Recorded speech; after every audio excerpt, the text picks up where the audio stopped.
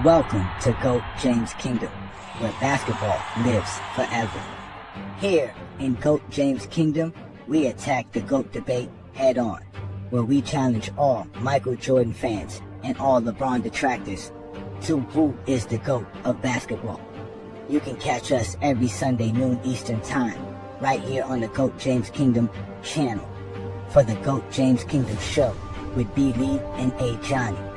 Also, we go live Friday nights with the Friday Night Exposure with the Exposer, where you catch special shows and content as a GOAT James Kingdom follower and subscriber. Also, check out the GOAT James Kingdom membership, where you can get exclusive content.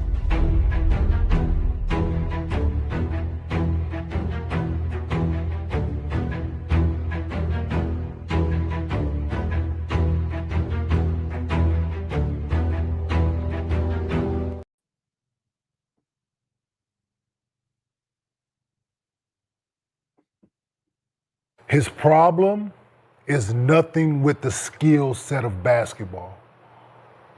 He can work all the shit he want to work on this summer. He got to change his approach. Other guys at that age that's been around for that amount of time that we think is supposed to be they're supposed to. You just want to don't tell me something different. What we just saw, the last two games, the game minus the blowout game, what we saw. And what your words are after you lose is like, this kid don't get it. However it went, we went down that motherfucker swinging. Right? Mm-hmm. And I don't know if he's going to have that look in the mirror moment. I don't know because how he played and then the words that come out your mouth. After this point, I'm going to get in the lab. Cool. Nobody's gonna work. And nobody's gonna work harder than me. Mm-hmm. It's Kobe. Everybody work hard. Everybody else that lost fucking said that exact thing. But that's what I'm saying. Right? So those words are just, to me, is lip service. Mm-hmm. This is the winner. I'm gonna get rich. I'm gonna get 30 million. I had one. These are my pigeons. This is fun. We just lost the Boston Celtics, but guess what? I'm winning! Yeah!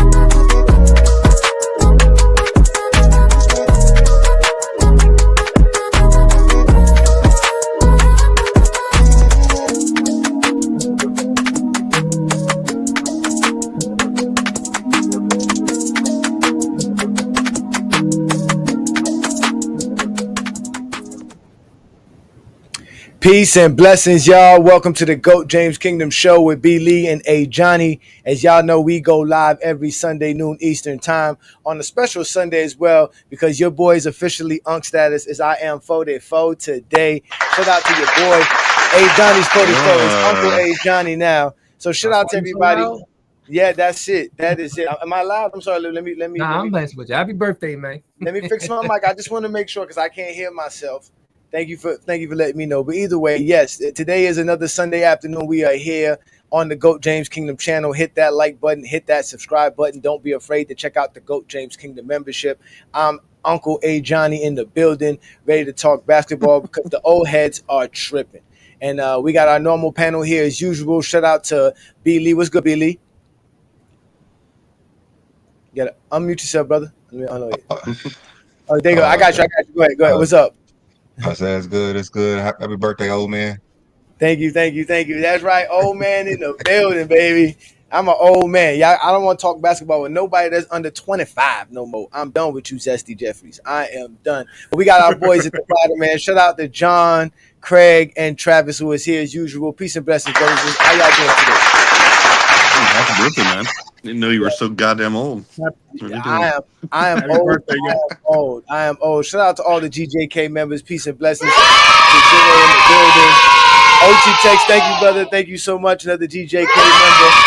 Oh, we got more GJK members here on Sunday. I like to see this on a Sunday afternoon, especially on my birthday. This is great. What up, Asante? We got some more folks in the building, man. Thank you for joining us again. This is the GOAT James Kingdom Show. We do this every Sunday, and we're going to talk about Kenyon Martin and the Zesty Jeffries dumping what's it called aside, Anthony Edwards all of a sudden. When he was playing defense on LeBron, they were saying that's how Michael Jordan would have been defending LeBron, but now all of a sudden he's not Michael Jordan anymore. Is that what we're doing? He doesn't have the what did he say? He doesn't get it. He said he still doesn't get it. Is that what he said? He just don't get it. What is he supposed to get? Was he supposed to get a championship? Right? I guess because he hasn't won a title yet, so he's the players his age get it better than him. I didn't take that like that at all. Yeah, I don't know what y'all talking about title. He just want him to play hard and go out swinging. That's all. That's all he meant to say. Go out, play your best. If you don't give that lackadaisical answer like, oh well, I tried, But yeah, that's what he meant by that. He's just like, oh well, I'm gonna get better. I'm gonna come out next year swinging and actually do it. Yeah, he didn't say nothing about no title. Y'all just want to mention the title. I took it as dad. Man, that's the only thing it could be. Yeah, and his personal life is out there. Everybody knows about his personal life. I don't care what Charles Barkley is saying. And Edwards is going to be the face of the league. It is happening, and we're going to know everything that's going on in his life. There's not a thing that the public is not going to know. And he's basically telling him, hey, that stuff that's going on in your personal life, you got to take care of that in the background because they're going to put you in the forefront.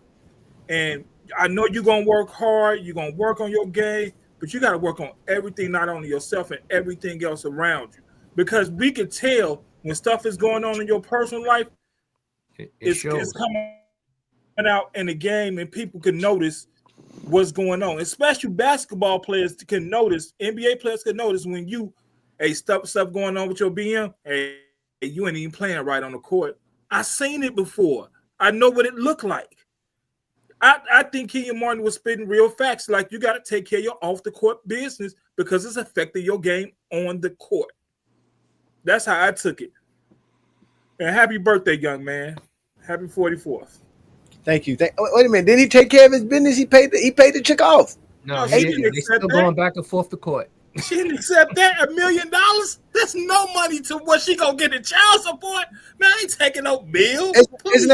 Isn't that what she was getting in child support in the first place? Isn't that what it was? He was supposed to pay a certain amount of money. She got pregnant in Georgia, started the case in Georgia, went to LA to file for child support. So that's why that's why it's delayed, because the LA judges, they kicked it back to Georgia. So now they're going back and forth to Still Georgia. dealing with it today. Well, damn, we might have to give you a special segment. You might be our gossip reporter there, Craig. You know about that.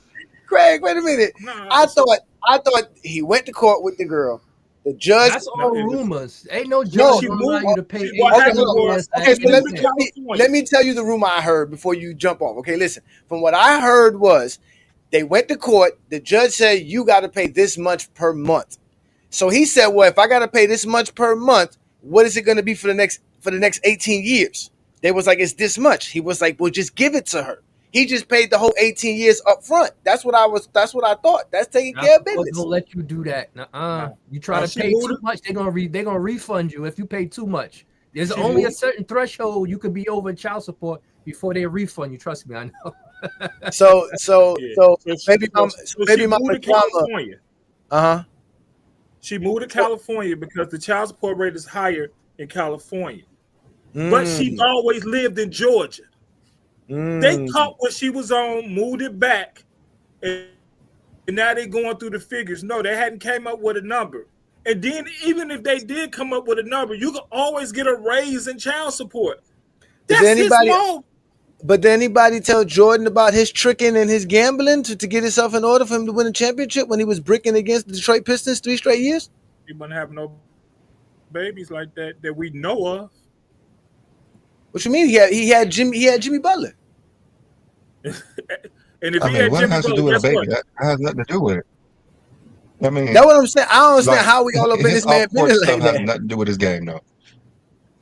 You I don't, mean, you don't think his Kobe was personal life raped. is Kobe got a rape charge. That didn't affect him. Jordan was Cole out here putting 50, gambling, going to getting court, banned from coming. the league. Like, so certain yeah, the things dude affect just had a baby other with people different. like what, 2 different people? Like that. That's You don't not think hasn't affected his everybody game yet. handles situations the same way? You think everybody handles situations the same way? That hasn't affected his game yet. We don't know that. It hasn't affected his game. Like how is it affecting his game? I Tell guess me. I guess Tell me other how it's NBA affected his game. players know This is one of his certain best things seasons going ever. on. It's one of his best seasons ever. I mean, he kind of did flame out against OKC a little bit. He did. I mean, yeah, he's taking 13 shots a game and then saying, like, you know, he can't do that and then doing it again. I mean, he wasn't Jordan that took 8 efficient. shots in a game before.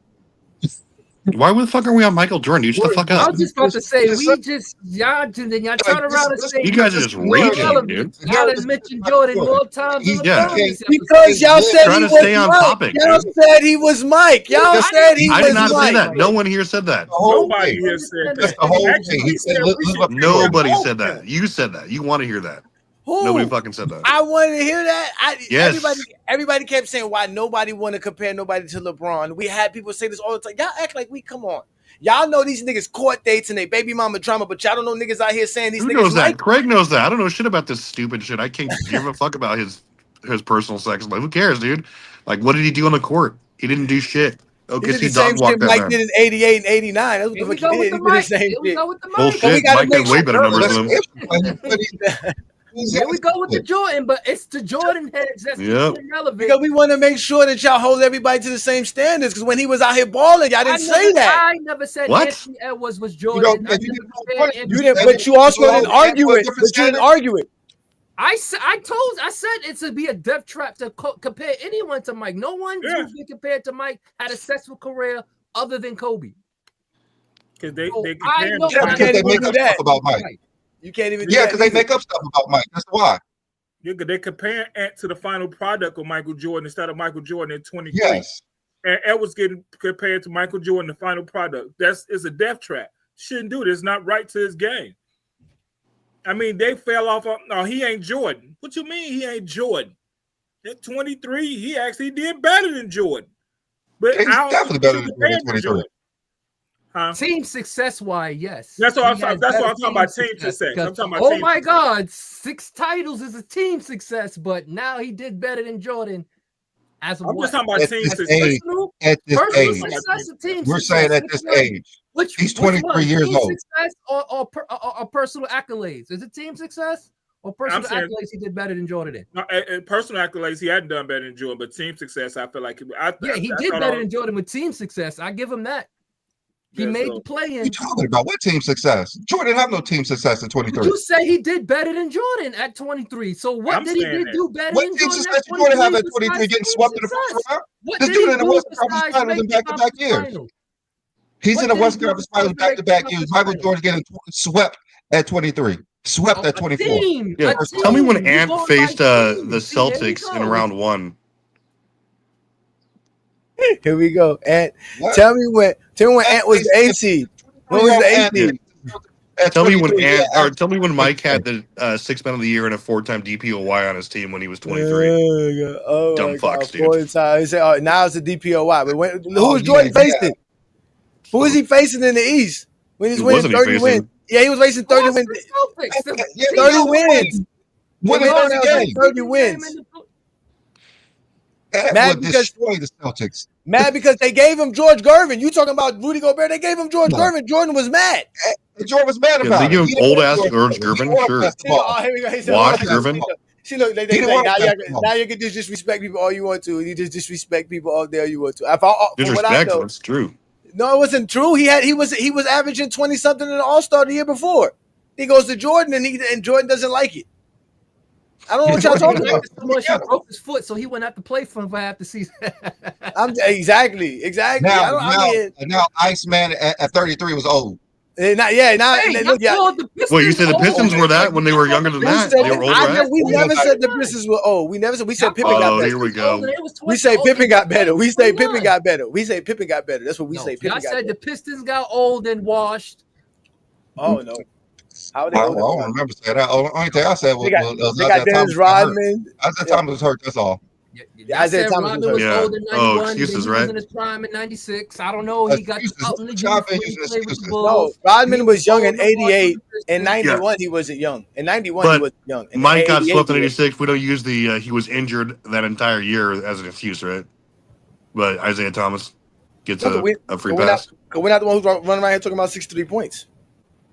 No one mentioned about 63 points. No one said that. Y'all just be bringing up stuff. But I'm just saying. Okay, listen. After scoring 63 points, his team lost, right? This man went out there and didn't do nothing. Same thing with Anthony Edwards. His team, he went out there, put up a good game, and his team still lost. And the next game, he tried to figure out something, and his team still lost. Because his team lost to a better team. His team lost to the eventual NBA champions. Everybody lost to the Boston that year. So he just Jordan, lost them in the first round. That's what Jordan used to do. If he was down, he just quit. What do you mean he was down? He just quit. Yeah, he just quit. First of all, y'all say he take too many shots. He throwing up bricks and all this. And once in the playoffs, once he was down, he wasn't the same player. Either he quit. Once he was down, he wasn't the same player. Or he don't trust his teammates when he about to lose. Y'all got to pick a struggle. It can't be both. He did all of it. That's the problem. Yeah, he did all of it. That's the issue. He did all of it. He was down, and he just didn't feel like playing no more. Anyway, how do we get from this stupid narrative from Kenyon Martin's comments? Because y'all are quick to praise players and call them Mike when they play good, but then when y'all no, we're not. Y'all, we didn't fucking say that. It's the old heads, and I'm a part of the old heads. I've heard it. I hear it all the time. I couldn't listen. Don't let SGA lose, because right now we got some of these Zesty Jeffries running around here talking about SGA's a Kobe guy, and that's why Kobe. That's why SGA is about to win it, and why Anthony Edwards lost. Because now all of a sudden Anthony Edwards was was under the tutelage of LeBron. No longer was he calling Mike remember when he was pushing LeBron up the floor and they whooped the Lakers. Nobody was talking about how he was learning from LeBron to do that. It was all Michael. Soon as he loses now, everything changes. Everything changes. They all miss it because he said LeBron's the GOAT, so they all flipped the script. They don't like that no more. How can you be? SGA says Kobe's GOAT. SGA says Kobe's the GOAT. He says LeBron number 2, Jordan number 3. And wait till he loses to Indiana and watch how they start knocking him. No damn Indiana. Everybody else loses to Indiana. See, this is what I see. They want to make it so bad to have something against y'all. Y'all wish bad on these players. Just in this situation. I'm gonna be right with this one. Yeah, on this one I do that. You right on that one. No, this one, Craig, you right because there's a specific Kobe fan out here trying to run behind SGA. For the sake of, again, they running around the words of a dead man. These are bad people. Speaking on a dead man is very, very wrong. I'm Haitian. You don't do stuff like that. And they out here speaking on Kobe's name, and they out here trying to make it seem like SGA is Kobe. We all know SGA is better than Kobe, but we're going to leave it alone. But at the end of the day, when he loses, because Halliburton is out here assisting the ball, and you got here dudes dogging and doing all kind of crazy stuff, you don't know what to do, and you got Chet out here struggling because Pascal Siakam and Obi Toppin is always open, y'all gonna be in trouble. You don't believe anything you just said. All right, y'all always say this. Y'all always say I don't believe this. But watch what I tell you. He wrote that down. Watch what I tell you. That two big man lineup. That two big. That two. Nah, that's Brandon. What do you mean that Johnny wasn't at Lakers in 5? Why should we believe anything you say? Yeah, because I was rooting for the Lakers. Why I can't root for the Lakers? Damn. No, you swore, dude, and when you bet money. You said the Joker. Where were you at now? Joker made it further than Lakers. That's different. That's different. Yeah, you just said the Joker. Now all of a sudden you talking. You said Anthony Edwards. You wasn't going for OKC when they. Come on, stop it. None of us was going for OKC. Now y'all want to act like y'all. Now y'all gonna act like OKC. Now you knew. Of course you knew. That's what y'all do best. You play Monday quarterback. We can go back to the episodes. That's why I say all this is recorded. Remember this date. Remember this date. Write it down. Take a picture, motherfucker. On June 1st. 2025, I said it. SGA is about to be Pascal Siakam and Obi Toppin is going to force the OKC Thunder to figure out what they're going to do with Hartenstein and SGA Chet. is about They're to not going to have be on an the floor together. All-NBA season, an All-Star season, a league MVP season, a conference MVP season, a finals MVP season, and a championship. Woo! Nah, it's gonna be Pacers. I already said it's gonna be Pacers in Hey, 6. Craig, that's 6 right there. That's 6 right there. No, And if they do, then congratulations to the OKC Thunder. They'll be one of the greatest teams to ever play. Yeah, I think it's Pacers in 6. Somebody said last week that. Okay, No, now it's Pacers in 6. I thought I didn't know what the fuck I was talking about. Well, I agree, but I agree with you on this one though. Oh, exactly. And see, at least I tell you what's gonna happen. These motherfuckers ain't gonna tell you what's gonna happen. They're gonna SGA mid-range assassin. He's just gonna hit 25 mid-range jumpers, and they're not gonna stop him. What conversations are you having? It's not with us. First of all, you are the main one running around listening to Zesty Jeffries all day. Don't come tell me where I'm getting this from. You the one around here listening to Zesty Jeffries all day. Listen. I fought at 4. I got still energy of a 24-year-old, but I got the mind of a 64-year-old because I've been there, done that. Y'all done fucked up. The reasoning of a 120-year-old. Yeah, thank you. You've never seen a 124-year-old. That's why you're saying that. That's how rare I am. I'm a rare specimen in this basketball community.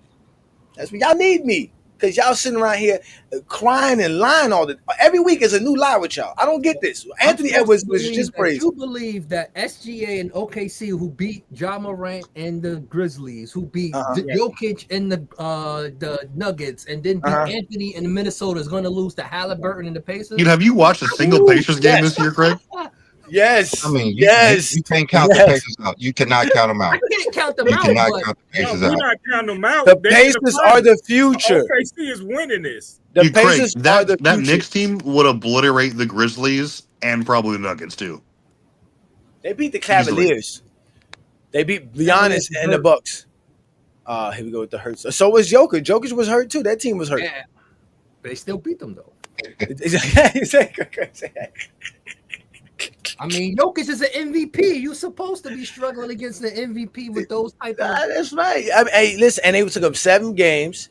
And again, if Anthony Edwards wasn't truly Michael Jordan, which we know he is Michael Jordan, which is why he choked against SGA, they would have lost too. Yeah. You better than Jordan anyway. At this age, at 23, Jordan couldn't even dribble with his left hand. He couldn't shoot. Anthony Edwards shoot 40% from the 3-point line. I mean, it's not even close. These players at the same age. Yeah. It's so fun. It's true though. Why y'all be getting so upset, man? I don't get that, man. Not like I'm lying. OKC. Okay. Didn't he shoot like 13% when he was 23 years old, Brandon? Like 13%. Okay. Hey, Craig. OKC. By this time, 23, Jordan won 1. They don't want SGA to win. Yeah, OKC. They don't want SGA to win. OKC at 5. Nah, if he win, it'd be one of the greatest seasons ever. He should have been on the all defensive team on top of that. He should have been on all those teams. Yeah, he should have been on all those teams. They bucked him up a lot. I mean, they're talking about Kobe. Like Kobe never had a season like what SGA had. Never. What do you mean? Like the dude averaged almost 33 points per game while shooting over 50%. From a percentage standpoint, sure, but Kobe was like leading the league in scoring and making all first team defense, like a lot of those years. Well, he wasn't making the finals. Okay. Okay. Okay. I mean, he did the same thing. He was making the finals. Somebody was holding up the Magic Johnson trophy. I don't know what you saw. He was making the finals for 08 through 10, where he was accomplishing that too. Thought they was going to win. He wasn't a scoring champ then, right? He was a scoring champ with 06 and 07. You saw that Halliburton was like, I saw that shit. He thought he was winning the Larry Bird. Put SGA on that 06 Lakers team. Let's see what happens. He should have. He should have won the MVP. I honestly thought he was going to win it, but his stats was better. They did the same thing to Jason Tatum. I don't understand. Yeah, they did the same thing. What for Halliburton? Across the board. Yeah. I had a feeling they were going to give it to Pascal Siakam though, because of the game yesterday, just because of that game. I mean, because Pascal, they both. No, that's what I'm saying. He's played other games. I'm saying it could have been a toss up. Halliburton had that bad game where they lost in Game 5, right? So, and Pascal Siakam stepped up this game. He definitely, It could have went to either or though. It could have went to either one. It should have went to Halliburton. He had a better stats. He had a higher game score. They're messing up players. Yeah, they were both getting abused by just like they Cat, did Tatum. Just realize the finals is going to be in Oklahoma and Indiana. Yeah, let's go. That's what we didn't want, but we figured that it might. We wanted that. I called that beginning of the season. We figured that it wasn't, but we knew it's gonna happen. We said last week the worst possible outcome would be OKC in Indiana. Oh my God! We all knew it, and we all knew it was gonna happen. We all knew it was gonna happen. I put on my birthday hat. Nice. Where's the cake at, man? You gotta give I got my cake. Don't worry, you ain't gonna get a slice. It's my cake. Okay. I got me a cake. Got me cake and some cupcakes. Hungry as fuck. I'm an ex-diabetic, so no sweets for you. All right, no problem. I get an extra slice because of John. I get an extra sugarless slice. soda. I get an extra slice because of John and Travis. They don't get a slice. I get their slices. And Craig don't get none either. Craig don't get any cake. Craig definitely ain't getting none of my cake. Hell no, Craig. Craig gets no cake. OKC and don't worry, you ain't getting none. You ain't Craig, getting none. Craig like rum cake. I guarantee you get Craig some pineapple rum cake. Craig will be all over. I guarantee you. I'm gonna order my OKC hat right now. I don't see this like that. OKC in 5, Joe? I'm gonna order my OKC hat right now. While we online, I'm ordering my OKC hat.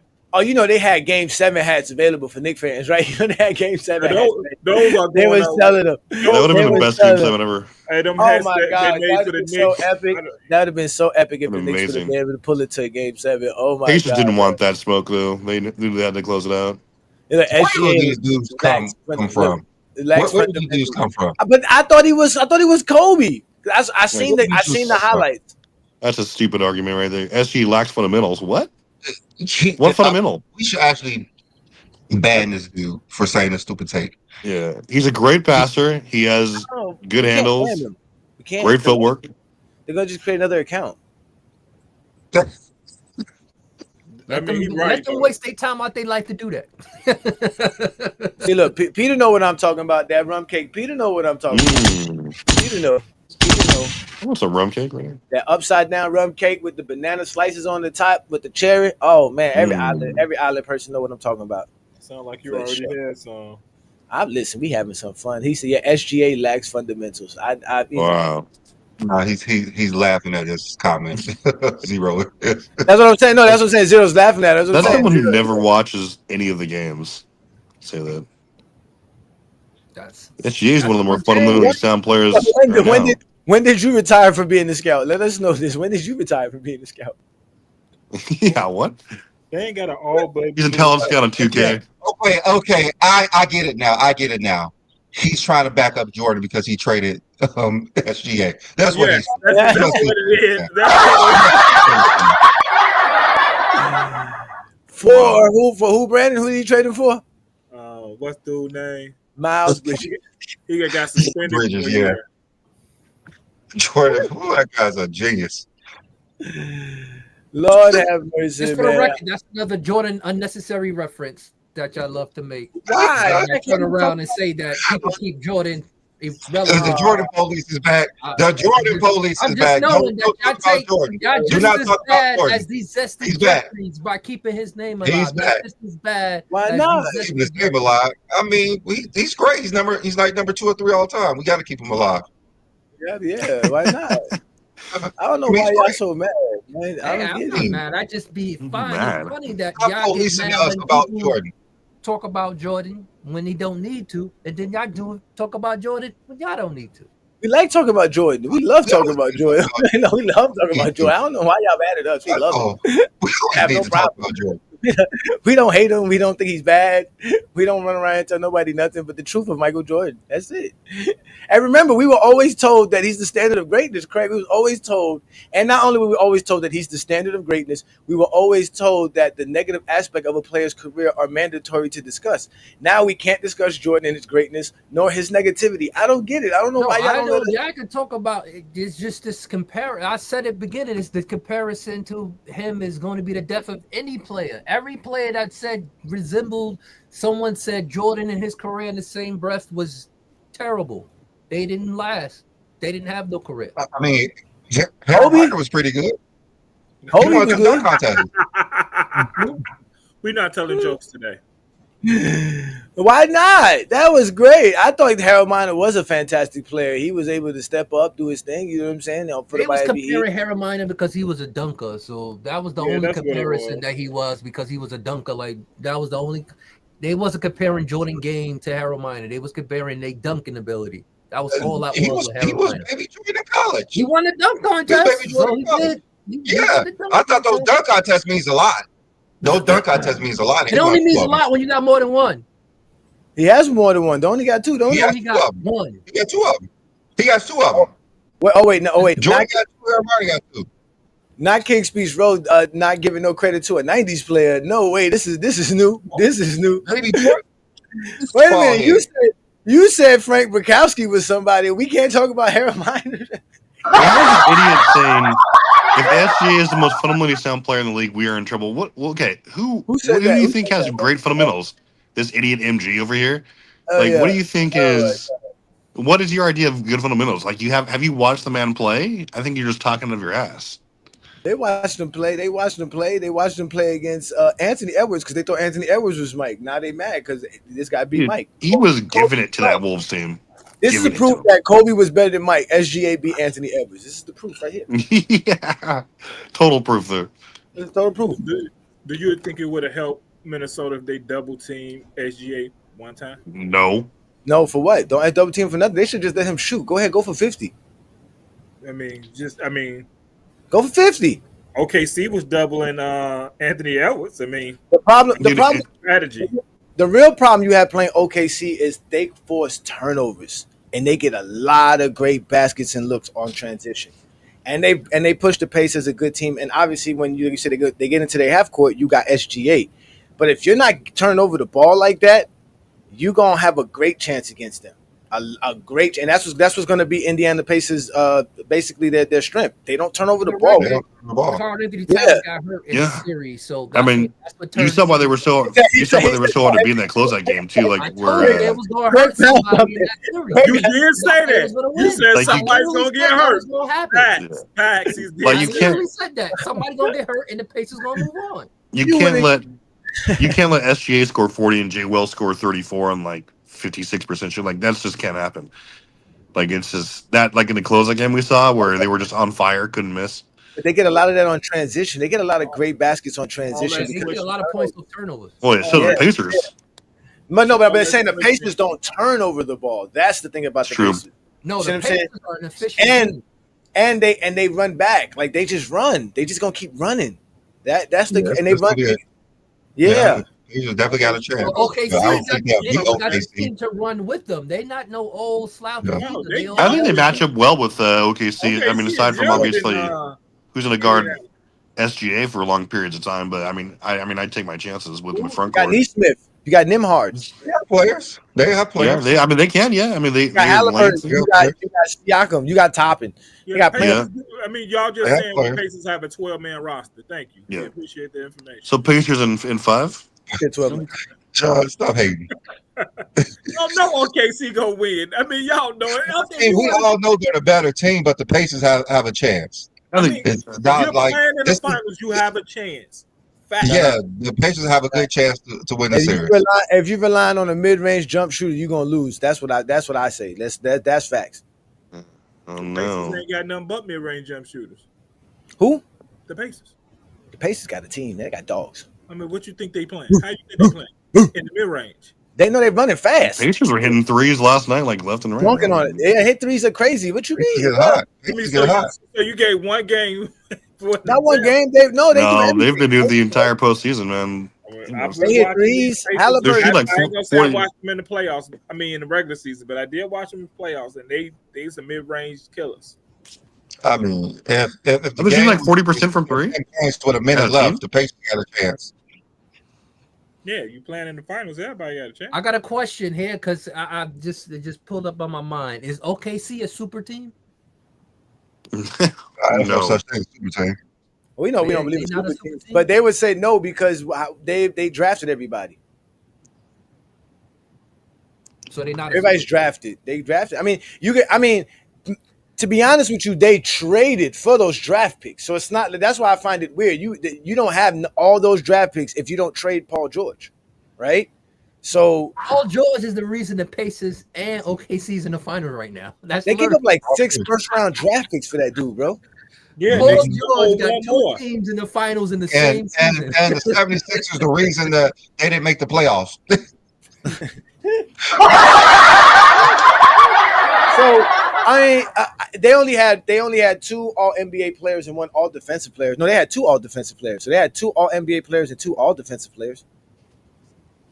MVP. How many All Stars they had? They had 2 All Stars, Jalen Williams and thing.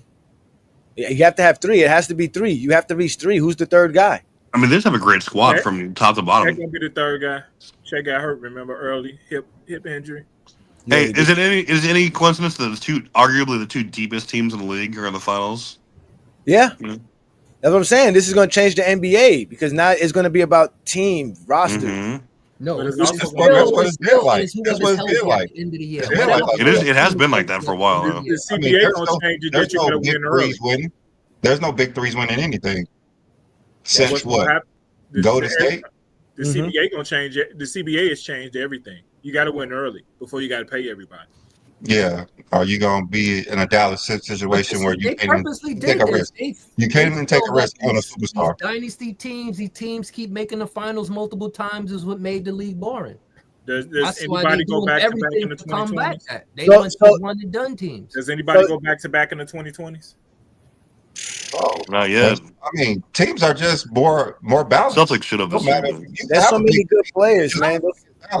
There's so many every champion besides the Celtics, every NBA champion they didn't have the same roster when they came in the following season. Besides the Celtics, the Celtics were the first team in the 2020s to have the same roster after they won a championship. Yeah, they got smoked. Yeah. Let me see. The Bucks didn't change too much. They were just hurt. Yeah, they were hurt. Golden State came with the same roster. They just lost because they had that. They were fighting in the offseason. Denver basically had the same roster. They lost a few pieces. They lost Jeff Green pieces and Bruce Bowen.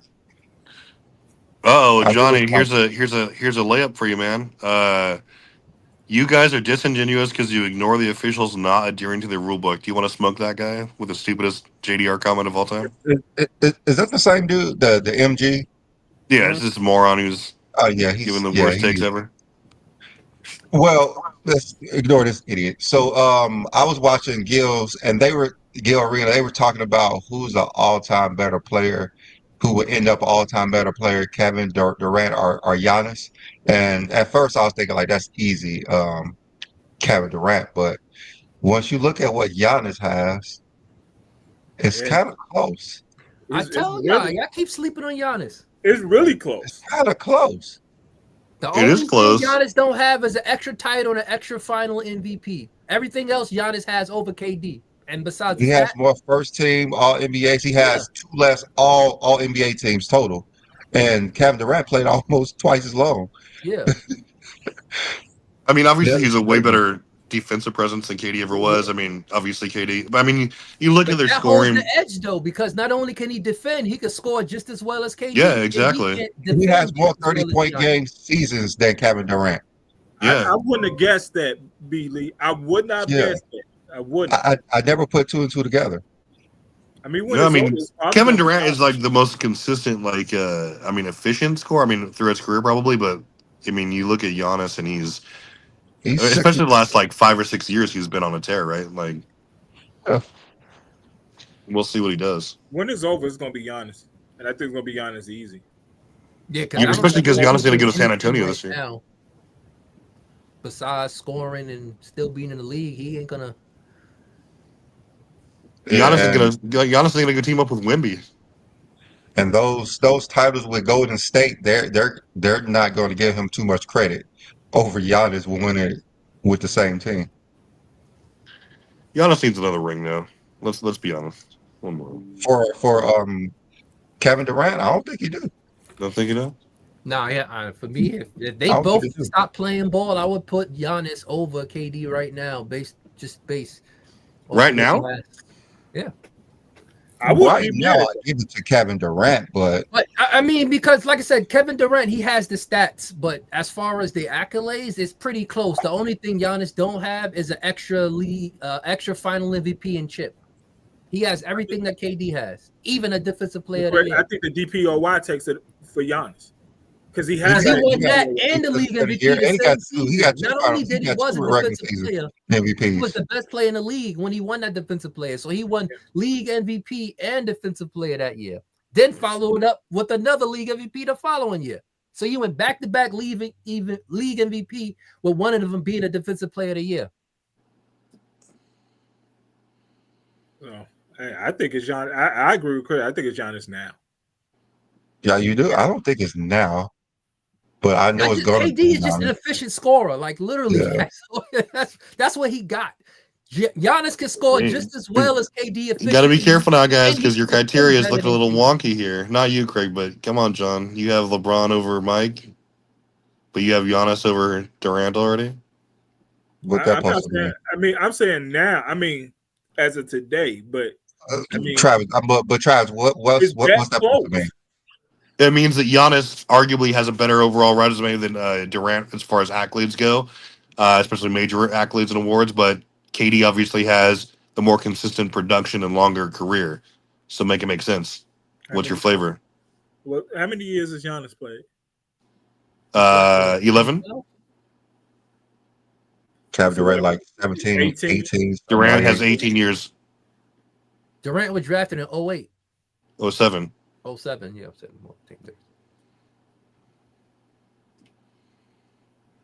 I don't know. I'm just saying. I mean, if it's not Giannis, it's really close. It's close. It's close. No, I'm inclined to agree with you. I would put Giannis because of the defense. I just wouldn't argue with somebody who said Giannis. I wouldn't. I mean, that's what I'm basically trying to say. If somebody said Giannis, I wouldn't argue with him because it's that close. It is close, yeah. But is it though? Like, I mean, like y'all gotta. What do besides the overall stats? What do KD have? One championship and one's our final MVP, right? That's we get that. He got the chip. Two all NBA teams. Two all NBA teams. I think that's about all because he played a little longer than him. Well, see, and I mean, you got to ask yourself the question. Then, if we put Giannis over KD, then how much do we care about? Not just, I don't want to say longevity, but how much do we care about consistent play if he doesn't come with major awards? That's why I have Braun over Mike, right? Because he has basically doubled his career as far as productive top 10 years in the league, et cetera, not just playing from the bench. Kevin Durant has a double Giannis, though. That's the issue. Well, I mean, sure, but they're we don't know how long Giannis is going to go on, though, right? But we're saying, like, right now, they're very close. Yeah, and basically Durant did this from almost year one, right? Like, by year two, he was putting up these crazy numbers, right? And, like, you look at him, he's just so wildly efficient and consistent. That's all we see from him is efficiency, but he still had to go to Golden State and win with his efficiency. Yeah, he smoked LeBron's ass. I mean, it's crazy. But he still had to go to Golden State, even though how fishy he was to win something. Giannis didn't have to leave to be efficient and win. Twin Man is depressed, y'all. Let's send Twin Man some blessings. Ain't no party going on in New York. Sorry, Twin Man. Sorry, we called it. You should have said Jordan was a goat when you had the chance, Nip. So that's it. Your season's over, sir. Enjoy it. You can't cry, you can't complain. It is what it is. Y'all shouldn't have been messing with that Pacer fan. That's all it was. Y'all shouldn't have lost that game one. That game one really cost them. That one. Halliburton's dad is a real MVP. It changed the whole series. Game one changed the whole series. The second game, they were still hurt from the first game, and yet he saw them just go crazy that game. It changed the whole series. Yeah, it changed everything. What about Jokic and Giannis? Who would you guys put ahead at this moment? Jokic, what? So y'all put They both got Jokic 11 over years. Kevin Durant right now. Oh, Durant? Then Durant? I mean, he.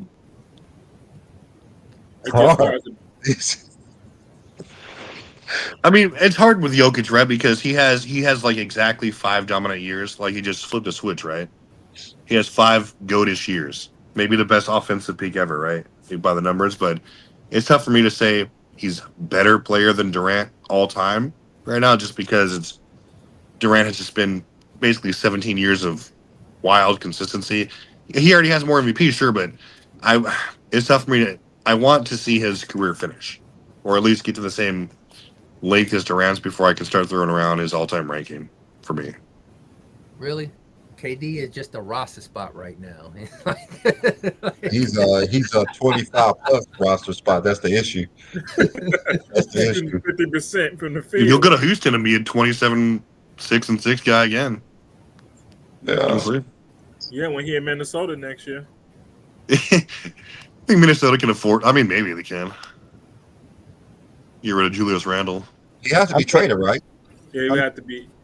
He has to be traded. I don't think that's gonna happen there. I'm taking KD over all of those guys. Giannis is one of 2 players to have a defensive player of the year in 7 straight all defensive first team selections, bro. That's crazy.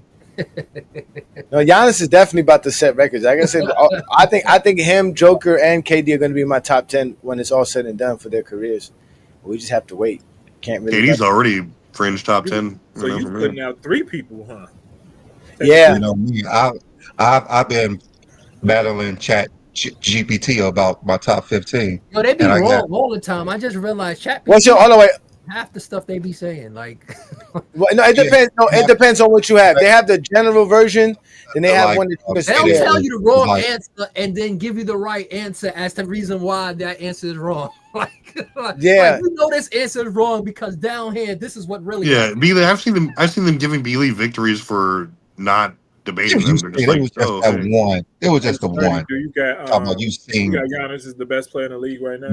But anyways, when I was debating them, I actually had 10 categories, and Jokic came out number 5 all time.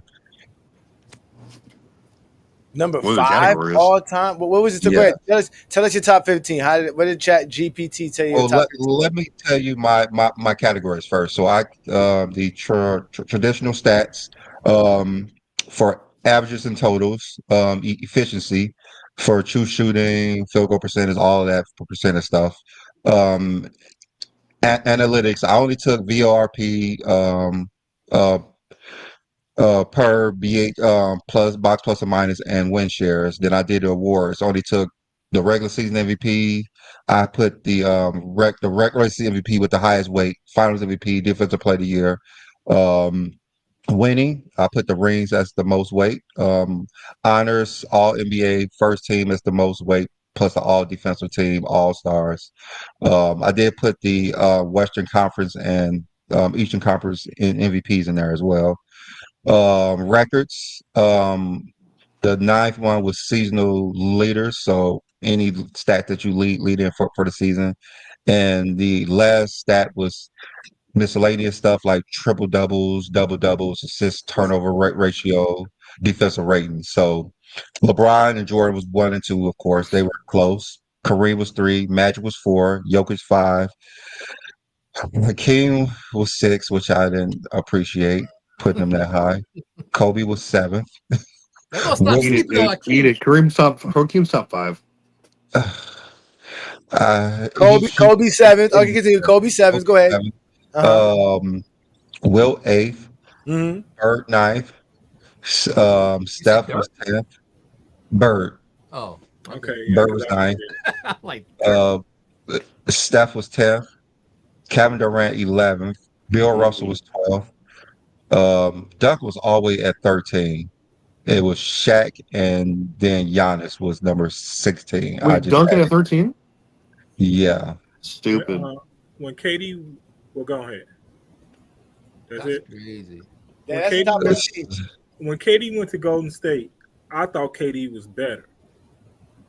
He won 2 championships, and he got lower. What you mean?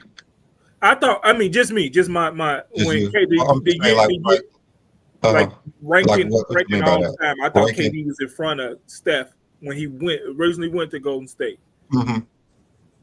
and it just seemed like everywhere I hear, KD is lower than Steph. Everywhere I go since then. I think because of their career, not just because who's the better player. Because he has double the titles. He has double the regular season MVPs, and he does have the Finals MVP to actually go with it. Plus, Steph's And he stats are has a going Western up and up. Conference MVP. He's the only player with those features. Yeah, Yeah. MVP, League MVP, Finals MVP, and a Western Conference MVP. Steph freaking Curry. I mean, Yeah, I would actually put Steph above Kevin Durant too, even though we seen them played it together, and Kevin Durant was the better player So as far as career Steph as a player, all time. Yeah, okay. all time I'll put Steph above Kevin Durant, even though we all know Kevin Durant's a better player. Kevin Well, Durant your is top a perimeter your top three was That's what Mike, he's known Kareem, for. LeBron. That's what he's praised for. Efficiently perimeter center who plays on the perimeter. LeBron, Mike, Kareem. Yes. Okay. And you know, this like Kobe stuff. I know everybody wants to keep Kobe outside of the top 5, but Kobe, just look at what we like the all NBA teams, the all defensive teams, his stats, his winning. You know, I'm I moved starting Kobe to up think on the about list. moving Kobe up more than I can. I wanted him above Hakeem Olajuwon. I think his career was better than Hakeem, but I I put have him to at tweak 7. this thing some more. Have to tweak this thing some more. Well, that's what we're gonna have to do this summer, Brandon. You know, it's summertime. We ain't got nothing better to do. So Yeah, everything's gonna start over. Usually we come up with our we now everybody's stats are solidified for the year. We can actually do another little top 10. Everybody is now. Everybody is now because all the top Ain't nobody watching 25 baseball or something. players are out. Baseball. Baseball. I don't watch baseball Beat anymore. football. Hey, that new game, that new baseball game came out. I didn't know one person. It was 3 people on there. I didn't know one person on that game. Damn. It's racist. Damn. That's crazy. Nah, how's that racist? Nobody knows who these players are. Nobody cares. And video games. I didn't know that. Video games would be the perfect place to find it out, though. Video games would be the perfect place to find out about players too, as well as kids. We used to learn about players playing video games. You know, I learned about Tony Massenberg playing video games, Dana Barrows playing video games. You know, it happens. Barrows from the Boston Celtics. Mm-hmm. Ghost, Tim Duncan is better than Kobe. I mean, he was more impactful.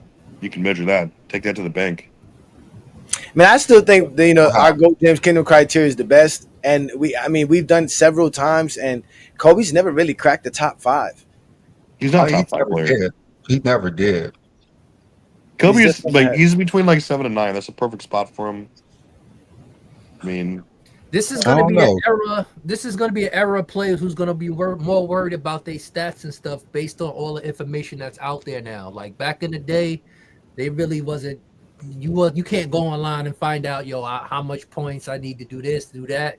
This is going to be the era of they're going to be paying attention to their stats more compared to the previous eras. I mean, Kobe, that's how it is. It's social media, and they 24/7 cycle about it. You have to.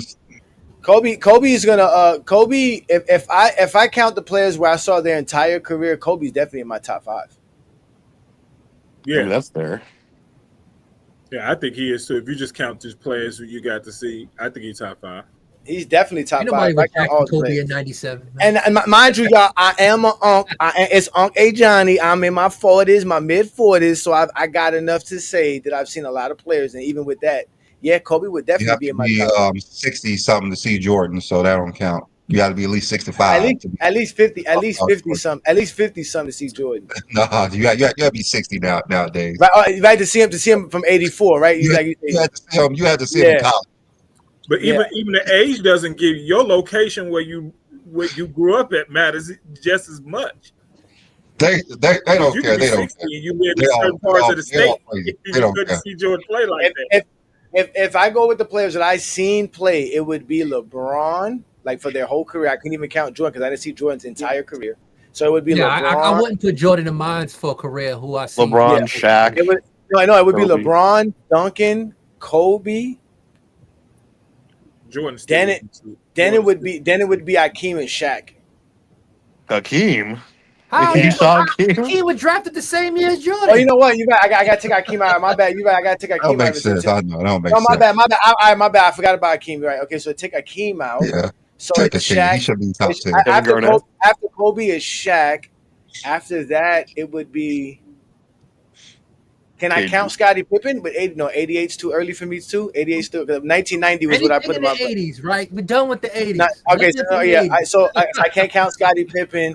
So then it would have to be someone like KG, Dirk Nowitzki.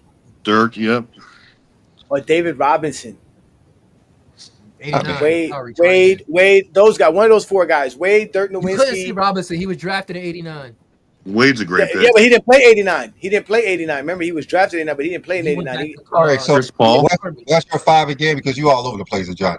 What's your 5? No, it's LeBron, Duncan, Kobe, Shaq, and my fifth guy is between KG, Dirk Nowitzki, Wade, or Robinson. Probably say KG. Yeah, pick one. Yeah, pick one. I'm gonna go KG. All right. Yeah. I guess mine will be LeBron. I'm gonna put Jordan in there. I've seen a lot of Jordan. Kobe. No, you gotta go. Brandon, you cannot put Jordan in there. Brandon, you can't put Jordan in there. Brandon. You didn't see his first game. You're not even 40. You didn't even see Jordan. You're not even 40. You just gotta be you was old enough to see his first game. You just said you had to be 60. You just said how old you have to be to see his first game? I grew up watching Jordan. Brandon wasn't even born Jordan's first game. Brandon wasn't even born Jordan's first game. Hold on. So this guy says Christopher K. Why can't you talking about? You born 83? All right, so you was 1 year old when Jordan was drafted. There goes me. I see Jordan play. I see how great he was. We said his whole career. You didn't see his whole career. I don't have to see his whole career to know how great Jordan was. I didn't see his whole career when he was choking. I saw him when he was. That's the zestiness of Randy coming out. I was 4 years old when Jordan played his first game. Chris McKay says, "Why can't Kobe crack Bell's top 5?" I mean, he can, Chris. I mean, Kobe has a great resume, but I still think there are at least 5 players who destroyed his resume. If Kareem and Magic has an option to be top 5, then Kobe can be top 5 because those motherfuckers played together their whole career, basically. Facts. Yeah. Magic is a top 5 player. That's facts. Kobe has the second most all NBA teams and the second most all defensive teams, right? But how the hell is Kobe not in this conversation as top 5? And he has 33,000 points. Because he don't have the most of nothing. He doesn't have to have. Duncan don't have the most of nothing, and it's fine. Yeah, he does. And you have him top 5. He got the most playoff blocks, and he got the most selections. He has the most all defensive selections. He has. He has the most playoff blocks in NBA history too. Yeah, he's also the top 3 defender of all time. Straight off the 03 Nets because he was like. And mind you, he's right in front of Kobe with me. I got him 6th and Kobe's 8th. So he's not that much better than Kobe exactly for those same reasons. He doesn't have all those categories. All the guys that I have in front, the LeBrons, the Bill Russells, the Wilt Chamberlains, the Kareems, the Jordans, they own something. They got you gotta have it. Plus they all obliterate Kobe as far as like MVPs go, like total MVPs and analytics. Like one MVP is enough for Kobe. One MVP is enough. You don't have to have multiple. There's guys who have multiple. Kareem won all multiple MVPs that are nowhere near Kobe. Like Moses Malone, Steph Curry. Kareem won all of his MVPs without Magic, except for like his very last one, which was rookie. I mean, so like he was the guy. He was the best player of an entire decade. Magic can't say that. Yeah, no. That's why I got Kareem top 3. That's why he's better than Mike. Yeah, I mean, no, but that's what I'm saying. You gotta hold records. Again, you gotta have something, bro. You gotta be up there. Like these are important things. Players have to be up there. When we look at the record books, I mean, he has the most all defensive first teams. That's something, ain't it? That's up there. That's true. He's tied. That is tied. Come on, give him that. He does have that. I give Kobe. You got to start nitpicking their career. Yeah. But what Brandon said is right. 15 All NBAs, 17 All Stars, 12 All Defensive selections, a league MVP, 2 Finals MVPs, 5 championships, 30,000 points. I mean, what we talking about? He has a case for top 5. That's a great top 10 resume right there. He has a case for top 5. What we talking about? He's definitely top 10, but he has a case for top 5. I don't have him in my top 5, but he has a case. Brandon, not to mention he got the toolbox, Brandon. He got the toolbox. He do got that toolbox. We care about toolbox. That dude, he bring out all type of tools. He come to work with like 6 or 7 ranches. Kobe's the only person to score 30,000 points and to start his career off the bench. He's the only player to score 30,000 points to start his career. Hey, there you go. See? Yeah, he's also the first top 10 player to not win a Finals MVP his first 3 rings. Ooh, it's only one of your top 10 who averaged single digits. Yeah, that's true. I love Kobe. He's top 6, top 7 for sure. There's no way he's top 5 though. No way. He has a case for top 5. He has a case for top 5. I mean, you have to get wild with it. Brandon is making a great argument for him to be top 5. It's true. Brandon's top 5. I just want y'all to know that. Who are you taking out of your top 5 for Kobe though? Brandon is 500. Brandon's 583-0 versus Chat GPT. He's trying to find a new argument. He's trying to find a way to put Kobe in the top 5. So we got a lot of those idiot Kobe stands in the chat. I don't have him in my top 5. I'm saying he does have a case. I don't have him in my top 5, but he has a case. But you know what though? Since we talking about Kobe, right? It's about time we let Travis get his segment in, because this one kind of tailors into what Kobe is about and stuff like that. Because you know these zesty Jeffries be out here just wilding, and you know Travis been sneaking out at night. Even though Michael Jordan fans are the worst page does not exist, Travis still finds his way into some zesty Jeffrey community. He even calls the hotlines and talks to them about basketball, and he always finds somebody who's saying some silly stuff. So what we're going to do is, ladies and gentlemen, we're going to get on to our segment with the chat bomb with T. Perfect. We are interrupting our normal programming. The current threat level is critical, meaning an attack is imminent. Civilians are advised to remain indoors. In some urban areas, evacuations are taking place. If you're in one of these areas, police will help you to safety. Follow their orders without question. You should remain indoors until you are told otherwise. You should now prepare for a nuclear strike. You will not be able to leave your location for 14 days after the strike.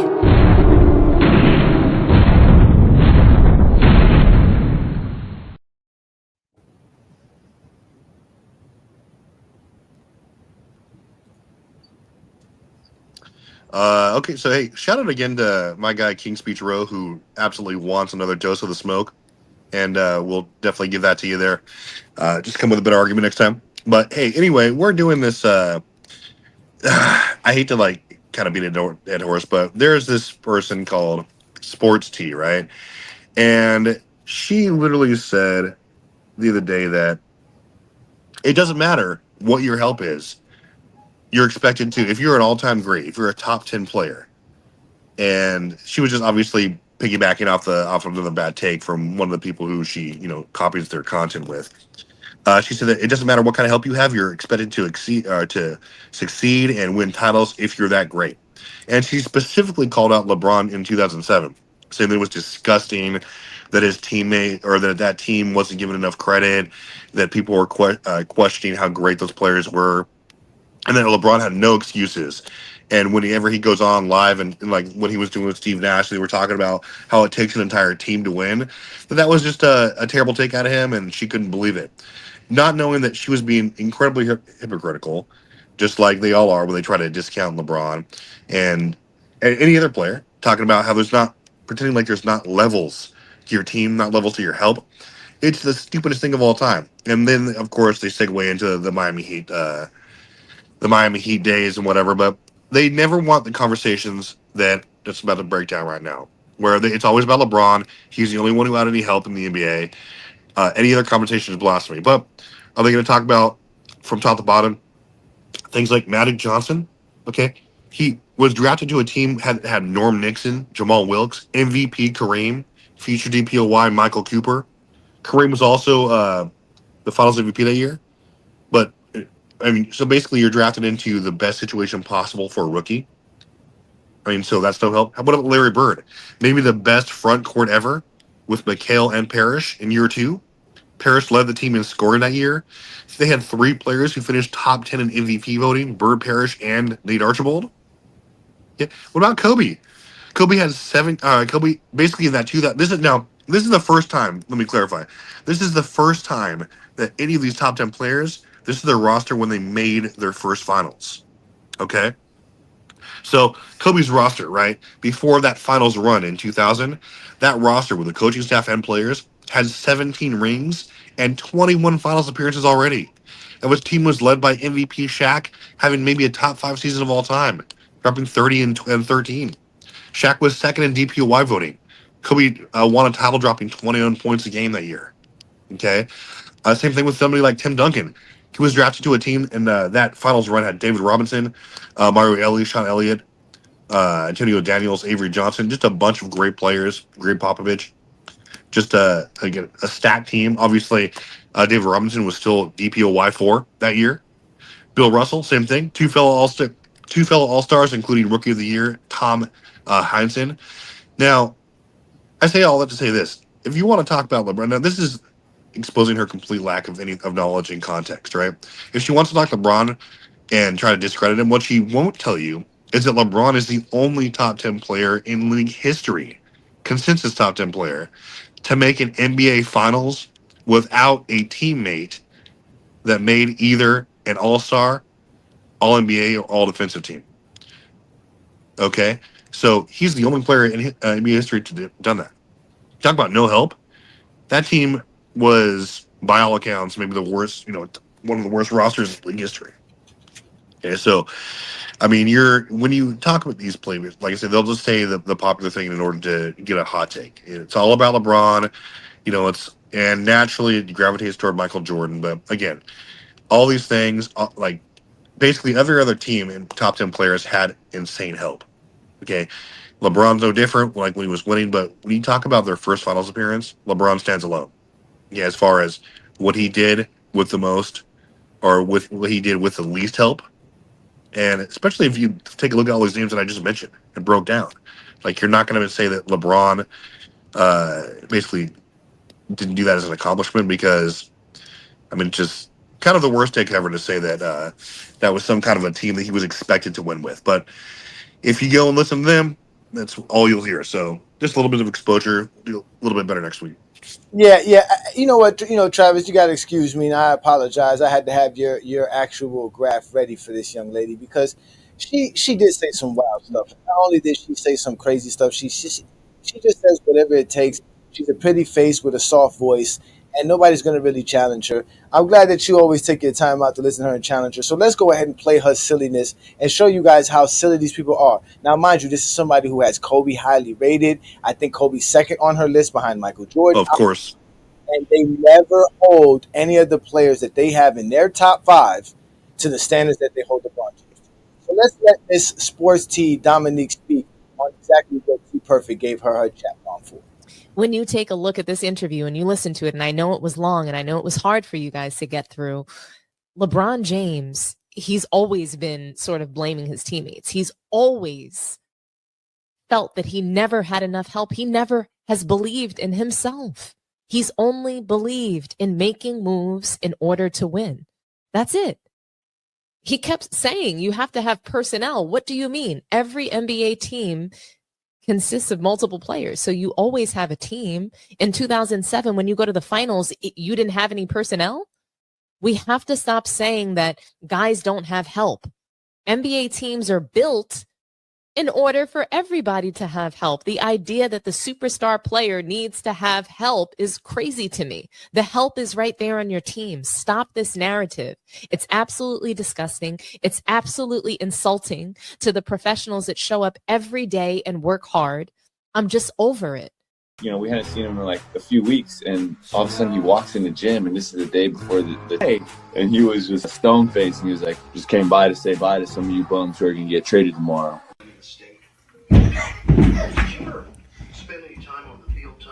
Yeah, I don't think you should never do that again. Don't let that cake boost your head up no more. Did you hurt yourself? Yeah? That was maybe a top 5 worst all time take. So every team is expected. Okay, here we go. Again, I find it weird that these people spend majority of their time talking about LeBron James in disgust, and they claim they don't like him. They think he's not that great, but that's all they do is talk about him. As you guys clearly see, Brand and I do not hate Michael Jordan. We don't think Michael Jordan's a bad basketball player. We don't think he should be not praised. We don't think none of that stuff. All we know is that LeBron James is better than all these guys. That these guys love to just throw in front of LeBron James just for the sake of it. They can't help themselves. I don't know. That's what I do. Trust me, Dover. I ignore her. There's nothing like, again, I don't find any kind of thrill talking to her about basketball because she's obviously not trying to talk basketball. She wants to make some money. Obviously, I don't know. Maybe her baby daddy ain't paying. You know her baby daddy's is S.C. Jeffrey, so child support ain't coming in. Her baby daddy could be a LeBron fan. That's why she killing LeBron so much. If her baby daddy was a LeBron fan, she wouldn't be killing him because he'd be taking care of his kids. That's for sure. That's for sure. That's for sure. That's for sure. Yeah. So again, she found a good circle of dudes to talk basketball with, and congratulations to her. Yeah. Echo Chamber Deluxe, man. Hey, Craig, you like that one? Craig over there, smiling. Craig over there. Listen. I don't listen. I don't have time to be listening to people like her. I don't follow Man Down Sports. I think they had us blocked at one point. We couldn't even comment on their page, or on their channel. So wouldn't be surprised. Yeah, they didn't like the smoky I did make a video about her one time, and she was saying how Jordan had a offensive player of the year. So yeah, it's no point in me listening to her. Yeah. No, actually, that was somebody else. That's another one. She's another one that got it was her who said Jordan had an offensive player of the year because I made a video about her. Craig got to mute yourself. Craig got to unmute yourself, Craig. That I know I don't know her. I never seen her until this video. Who is she? Yeah, if she had a kid from Anthony Edwards, you would know. You would know. Matter of time. I just know he got a starting five. She's one of a new casual that cropped up like with Mel's page and all this crap, and all they do is sit there in echo chamber. Yeah, listen. Is she the new female Dreamers Pro? Basically. Yeah, listen, she's not. I don't know what to say about her, but listen. Ever since those dudes ever encountered us, they went and got like the Avengers. Like I said before, Meltdown came on our channel and got exposed badly. He was by himself. I used to go look at his channel. And I expect, this dude has some good content. Like I said, his content is good. He produces it well. He has a great show, and he was by himself all the time. Now all of a sudden he's doing shows with other people. He still does a show by himself, but now there's more people on his channel, including Miss Sports T. And then same thing with Michael Jordan fans are the worst. It was just him, just Zesty Fitness and Rants, Rex, and then Embiid. And he went and got Scap Attack and the Hungry Man and the rest of those guys over there that helped him up. Because, again, you need that for Brandon and I. That's what they did to LeBron. They saw LeBron in 07. You guys roasted him when he came on. Yeah, that's what happened to LeBron. The LeBron roasted the league in 07, and Boston said, well, we can't have this. They went and got KG. They went and got Ray Allen. Man, they went and got KG, and when KG even told them no, that you don't even have enough for me, they was like, all right, we'll be back. They went and got Ray Allen and came back and said, hey, we even got Ray Allen. Come to the team. And he was like, all right, I'm coming. And then he told them keep the African kid because he thought Rajon Rondo was from Africa. He didn't even know where Rajon Rondo was from. So he said, I need y'all to keep. He said, keep the African kid. And they was like, who's the African kid? He was like, that Rajon kid, keep him. And they was like, nah, we not letting him go. We gonna keep him. He was like, word, I'm coming. Mind you, he was trying to get in touch with Kobe to come to the Lakers. Yes, he was. He was trying to come to the Lakers because Kobe was ready to leave. He'd have won more than one. That's true. That is true. He would have won more than one. Oh my God. Oh yeah, Scap Attack was good again. And KG on the same team for 82 games. Yeah, I know, right? That'd have been crazy. Scap Attack and I had a great conversation. It wasn't even really a debate. Shout out to Scap Attack. He is a LeBron hater, but Scap does do other content. His content is not all predicated on LeBron. At least he does talk basketball to a certain degree. So, but the rest of them are all funny, man. We know. They are hilarious, man. He said LeBum's not even top 100 due to his antics and lack of skills. We already know you don't. We already know you don't know what you're talking about. Brandon went and found your comment. So why? That's the guy who lives in Clownville, right? Yeah, man. Top Clown? You know what? Listen, we getting Zesty Jeffries a little bit too upset. So when that happens, what we do is we kind of calm y'all down. We know exactly what to do to calm y'all down. We got the best segment for y'all to calm y'all down because y'all don't know how to act. So what we gonna show y'all is how Michael Jordan changed the game with some shoes, right? And we do that with the soul of the game because in reality, Michael Jordan changed the basketball game in a lot of different ways, and a part of it was the actual shoes that he brought to the game. And we bring you the soul of the game by my boy Craig, because Craig is a big-time sneakerhead. So shout out to Craig, the the GJK MJ delegate, and he's going to give y'all the soul of the game. With that, these shoes that we're about to design with words starts with the soul. Not a soul, but a soul, you know, what touches you to earth, that's floating in nowhere, the soul. Yeah, Well, y'all know what today is? Today is June 1st. You know what happened in June 1st? A lot of things happened in June 1st. One of the things is no longer May, and it's a Father's Day month. But what also happened on June 1st in 1997, in the NBA Finals, we had a game winner by none other than Jordan. And the shoes that he had on his feet when he hit that buzzer beater over Byron Russell was these. They're sick. These are this shoe right here is what he won when he hit the game winner against Byron Russell that game. Yeah, this shoe was this is the Air Jordan 12, his 12 signature shoe. Released in 97 during the playoffs. He wore this at a lot of home games during the playoffs. Let me back this up. During the playoffs. There you go. Oh, this is the 12th model of the shoe. He won this. Like I said, he won this against the game one. And this was the shoe he was wearing all year. He had other colors. He had white and red, black and white, white and blue. But this is the one he started off with. This is right here. This is the start of his second three-peat. He won his 5th title. He won his 5th Finals MVP. He won his 8th scoring title, his 9th All-NBA, and his 8th defensive first team in this year. Yep, he did. You're right. Yep. This was the game winner for game one. But the originals didn't have the Jumpman on the bottom. Right, the original ones didn't have that. This is the original. This was actually the first shoe that Nike branched off with Jordan brand. This was the first Jordan brand shoe that had no Nike on it. Like all the other shoes you see, they was with Nike, but in '97, that's what he branched off. Because remember, you started seeing like NBA players wear his shoes. You seen Reggie Miller, you see Vin Baker. They all was wearing his shoes because he branched out, and he was the first NBA player to start having brand deals while he was active. Like he was literally endorsing players while he was playing. Like that's insane. But yeah, this shoe right here, one of the good shoe right here. You know, I almost got beat up for one of them shoes. The black and red ones, right? The black and red ones, which Twin Man is talking about right here. My brother had a pair of black and my brother had a pair of those black and red ones right there.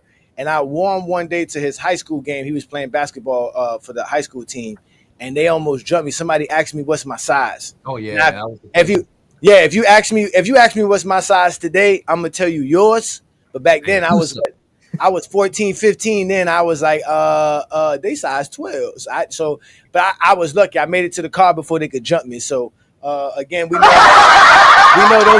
those are one of the true retro MJs, and one of I think those are one of the dopest Jordans alive. And yes, this is actually a perfect segment for Craig. Shout out to you, Craig, man. We appreciate you coming out with this every week. Like we say, y'all, we giving y'all the soul of the game with Craig, man. Craig is a true sneakerhead, and you know, if you can't be a sneakerhead unless you got a good pair of J's. Hook those up, Craig, please. In your closet. So we do that with the soul of the game, man. Shout out to you, Craig. With that, these shoes that we're about to design with words starts with a soul. Not a soul, but a soul, you know, what touches you to earth, that's floating in nowhere, the soul. Yeah. You know, I realized something. Like I was going through, like, remember in '98 when he played his last year, they paid him $30 million.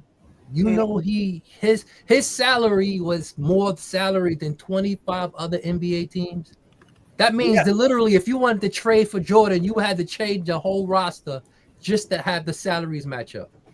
And they could do that because they were paying Rodman, Scottie Pippen, all of them real cheap. That's number one. That's some real shit. You got to trade your whole team to match the salary of one player. No one else can say that. No one can say I made more money than an NBA team for the. And that's also because the Knicks offered him $20-something million. Yeah, the Knicks was going to pay him $27 million, and he went back to the Bulls, and he was like, "Yo." Because they offered him 30. Because they offered him 30. Because they gave him 30. And then he was like, "You know what? We're going to give you 33."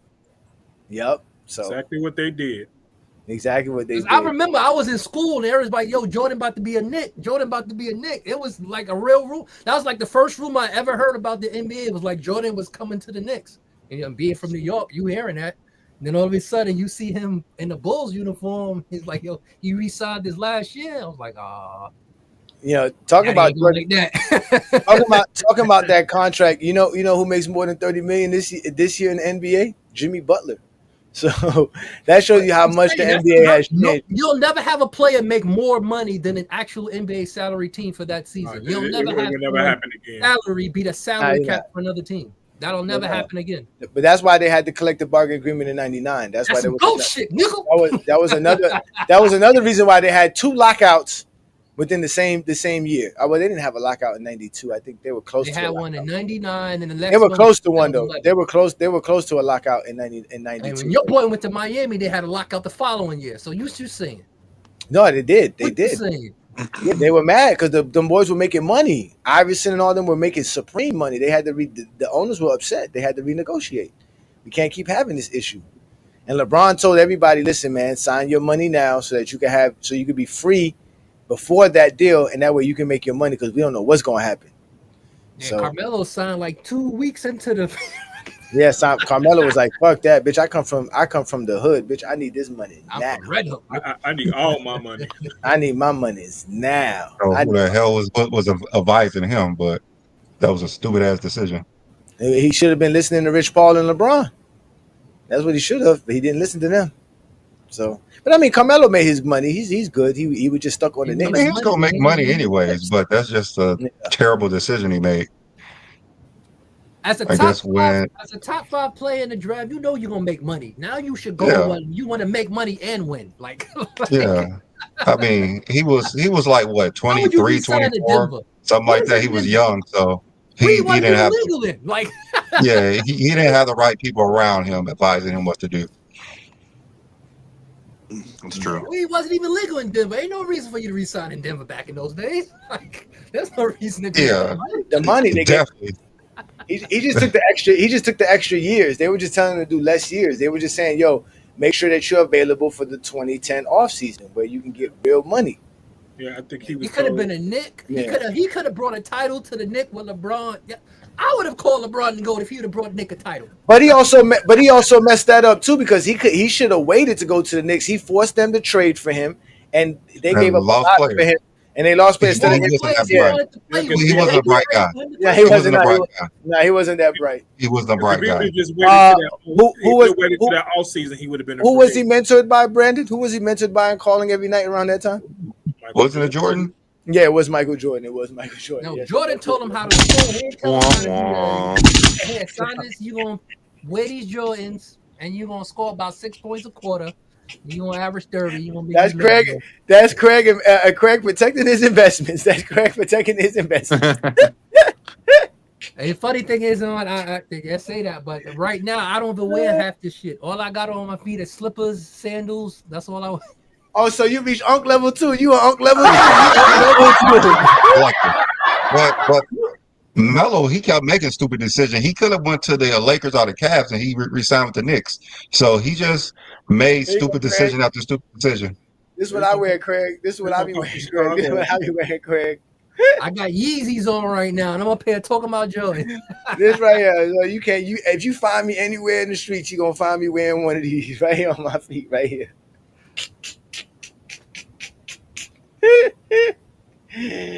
That shit, bro. But I do got some LeBrons. Don't slip though. I buy me some LeBrons. I bought the first pair of LeBrons, and I'm gonna keep buying some LeBrons whenever they under $120. They over $120. I can't do that. I don't know how y'all spend over $120 for a pair of sneakers. But I had the red, the shoes Craig showed today. I had the red and black ones. I just don't want to talk about what happened when I had those on YouTube. That's right, Asante. Asante know what I'm talking about. I'm from Chicago, so it's a little different out here, y'all. It's a little different in Chicago with them colors, boy. Yeah, I know. Trust me. I thought it was hats in Chicago. I thought it was how you wear your hat in Chicago. You can't. It is how you wear your hat. It's Colors how matter. you wear, but it's also the colors you wearing. Yeah. colors too as well. Okay, damn. See that would never work in Florida. That's why we never had no gang issues down. You can't tell us what colors to wear, bitch. What? Down here we what? I used to wear the Houston Astros hat with the broke 5-star. Hey, I had to put that hat up. I'ma just say that. That's no go in Chicago. Like you couldn't tell a dude from Florida he couldn't wear an outfit all red or wear an outfit all blue or wear an outfit all black or what. Like that was what we do, bro. We found weird ways to make colors look bright. Like that's just what we do from Florida. We just do stuff like that. So colors, we love colors. There's no way you gonna make us not wear a color because we supposed to be not a part of something. Fuck you. You can fuck who you is. Nigga, we from Miami. We all got the Tony Montana mentality down here, bitch. Everybody think they the motherfucking kingpin, bitch. Everybody. Don't have to talk about the outlook in Chicago. No, you can't. You can't be Al Capone in Chicago. You can't be Al Capone in Chicago. You got to have some buddies. You got to be down. King John runs that shit. Yeah, but even Michael Jordan had certain people around him when he first came to Chicago. So trust me, it works out like that. I hear that, man. I hear that. Isaiah Thomas was one of them. Yes, facts. KG had safety when he ended up coming up here for that 1 year in Chicago. Trust me. KG's not really from Chicago, though, right? He's like from Virginia. He's from South Carolina, I believe. No. Yeah, South Carolina. He's from South Carolina. Yes, South Carolina. He came to hoop though. He just went to Chicago to play ball. He was friends. He was friends with Rodney Fields. And Dwayne Wade's not from Chicago neither, right? His dad's supposed to be. I always give him the credit that he's from Chicago, but he grew up in Robbins, right outside. It's actually not too far from where I live. Okay. You only want to claim Chicago when you're from Chicago, but you live in the burbs. I actually grew up in Chicago as an adult. I moved out of Chicago. I can only imagine. Mike was like Mike could do anything he want in Chicago. Anything. Yeah, he could. After a certain amount of time, he could. He was really safe when he became Michael Jordan. So that's crazy. Who's more famous, or who would create more of a chaos if they showed up? Michael Jordan in Chicago, or when Michael Jackson showed back up in Gary, Indiana? I would say Michael Jackson. Right.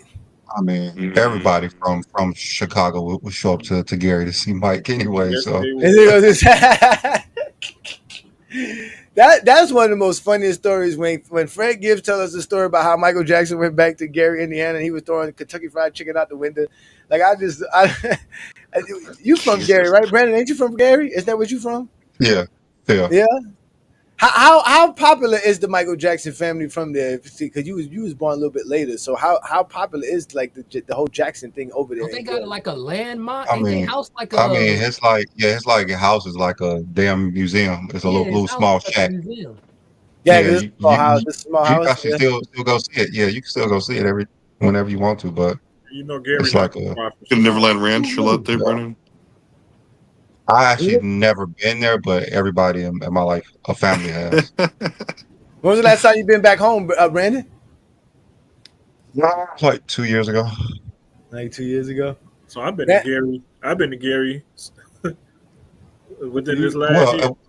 Yeah, well, my family don't live in Gary anymore. Anyways, the last time I actually been to Gary, maybe 2016. Oh wow, it's almost 10 years. Yeah, that's a while ago. Yeah, that's a long time ago. Long time ago. But let's bring up a GJK. Remember, we said Kobe's name a little bit too much, and when we say Kobe's name, we know who pops up. You already know who pops up, and we got my boy Twin Man. You got your Kleenex. You good, man? It's not 24 hours since last night. So are you all right, bro? Everything okay on your end?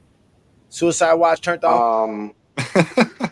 I would like to have a moment of silence for the New York Knicks. Man, fuck your Knicks. Fuck them Knicks. Nigga, like you fuck about your ass Knicks. Why? I mean, why? Y'all don't know how to be champions anyway. They were silent on the court last night. All the haters like King John who spoke this defeat into existence. I told you it was gonna happen. Oh my god, bro! How y'all let the light skin dude just terrorize y'all all series long, man? What happened? I got a bit of a revenge because Tyrese Halliburton thought his ass was getting the Finals MVP, the Eastern Conference Finals MVP, and took that step forward, and they was like Pascal Siakam, and I was like, that was hilarious. yeah. So that's what y'all gonna be screaming now. Y'all gonna be screaming, "Fuck Tyrese" instead of "Fuck Trae Young." Honestly, for me, it'll always be "Fuck Reggie Miller." He's the reason why y'all lost. He's the reason why y'all lost. They should have never let him a part of the whole situation. Let him do commentating in other games and shit. Being there, giving out trophies and stuff that he never could have won in his career. Raggedy.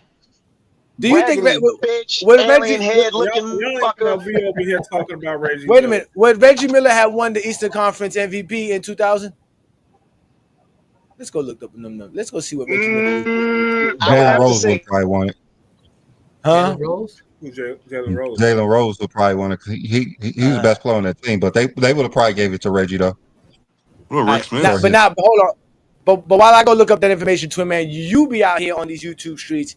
Tell us, is it not true or not true? They were running around here saying Anthony Edwards was the next Michael Jordan after he beat LeBron James, and they were praising him all throughout the playoffs until he lost. Well, it started actually when he beat KD. They started giving him the Michael Jordan talk. But then when he beat LeBron James and Steph Curry, oh yeah, he's MJ but Ed don't want it. Ed don't want it, and I don't blame him. And LeBron explained exactly why nobody wants to be the head guy, because you don't get the grace a lot of the all-time greats got. You don't get the grace that a lot of just great players in general got. It's either you're going to be great now, or we're just going to tear you down and you're a bum. So I think the pressure in today's NBA, where social media and the 24-hour news cycle is just too much for these players, and I don't blame them for feeling that way. Why is somebody going to step forward and be the representative for the NBA as if the moment you slip, you ain't shit? Look how they doing Jalen Brunson. He was the most clutch player all year. Yeah, he was so clutch. Look how they did Ant-Man because he had a couple of bad games. Like, come on, who really wants it? I don't blame nobody for wanting to be the head dude of the NBA right now. Until these fans can get their heads out of their ass and actually learn to appreciate today's players fully and just love the game like they loved it, like the old heads loved the game, it's not going to change. There's really not going to be a face of the league. It's just going to be a league of really great players. Hey, Twin Man, can I ask you a question? If as long as it's not about the Knicks. Mute yourself. Why y'all treating cats so bad? I saw the video on the impressions of cats. Oh man, that stuff is hilarious. In New York, somebody went down the street and said, "Give your impression of cat." Why y'all treating cat like that, Karl Anthony Towns? I mean, I just want to know. I mean, I don't know why they treating cat like that. He's getting the Chris Bosh treatment. That's the yes, reality. he is. He's getting I'm gonna be real. He can't do nothing. He can't do nothing. He's getting destroyed. It's funny though. I don't know why they destroying Cat. Cat showed up every game. He does. Cat showed up. Cat showed up every game, and he balled out. Like he got hurt. That's why the Pacers won. I mean, Craig did say that before the series started. You get hurt. He said somebody's going to get hurt. Look, Craig. Look. This is what they says. They says that he reminds Jordan by demeanor, so they can't get mad when this guy's out here crying when he's saying, "Yo, I didn't play bad." Just like Jordan didn't think he didn't play bad in '89 or '88. Right. It's the same thing. It's the same thing. But you wasn't watching Jordan then, so you don't know that, Mr. Charles. I just think the way they treat today's NBA superstars is just sad. They can't have growing pains. and then they don't want to give these other teams credit. Like, if I just have to game plan strictly for you, if you bust my ass, like, if I'm a coach and I just have to plan for you and you bust my ass game one. Okay, I'm gonna come on with adjustments to make sure I can take away what was your strongest strength in game one, so I can actually rotate it to a player that I don't want you getting the ball. I don't want Ant-Man getting the ball. I don't want Ant-Man going off. So I'm gonna contain Ant, just like they would contain Trae Young, just like they would try to contain Tyrese Halliburton or Pascal Siakam, just like they would try to contain Shea or Jokic. Like, today's NBA players are way better. Their defense is way better, even though they try to make it seem like that today's league is soft. It's insane. Like, so again, until NBA players and not NBA players, NBA fans learn to appreciate the game, there's not going to be a face of the league. Nobody wants it. Who wants that pressure? It's definitely going to be a face of the league because they need to have a face to actually tear down the game. So they're going to find someone so they can tear down the game. Tatum has already shown Tatum actually wanted it. He's shown he's incapable of taking it. Honestly, the only player that I can see being they don't have a choice. Player that I can see actually being the face of the league. Tatum gonna be there's two players right now. But you don't need the face of the league. The league is so good. But the league is so good, you don't need the face of the league. That's the whole point. You don't need one guy. You needed that. They're going to choose somebody. They're going to choose somebody. Like, the players don't have a choice. I don't think Adam Silver wants one. I don't think Adam Silver. But that's what guys. The media is going to choose somebody. The media is going to choose somebody. It was supposed to be Jason Tatum. It was supposed to be Jason Tatum. It was first. not supposed to be Jason Tatum. Then they tried. Yes, it was. Yes, it was. Never. Yes, it was. Yes, it was. It's not that popular. Again, the major media outlets are going to go with what the results say. The results say it's still Stephen Curry and LeBron, because those are the only ones that draw attention. So once Stephen Curry and LeBron retires, they're going to have to figure out who's really the face of the league, because they're not trying. Because we're not talking about SGA. It's either going to be Giannis. It's either going to be Giannis or Jokic. No, Giannis is not going to be them. They don't sell out arenas like that all over the. There has to be someone that people want to see all the time on the road as well. Giannis would have to leave Milwaukee, and he would either have to go to like he has to go to a huge market. So he has to either go to the Lakers. They don't like Giannis. They don't like Giannis neither. Again, basketball. No one signs up to be face of the league. No one signs up. No one signs up and say, "I want to be face of the league." That's how it works. It's about who can challenge. Who can challenge the GOAT? Who can challenge the GOAT debate? There's no one to do that. That's the problem. Right now, no. Exactly. So that's why they're shitting on everybody. They were just praising Joker 6 months ago. They're shitting on Joker. Because in their mind, again, it's about who can challenge LeBron as the guy who's challenging Jordan. That's the main option. When he gets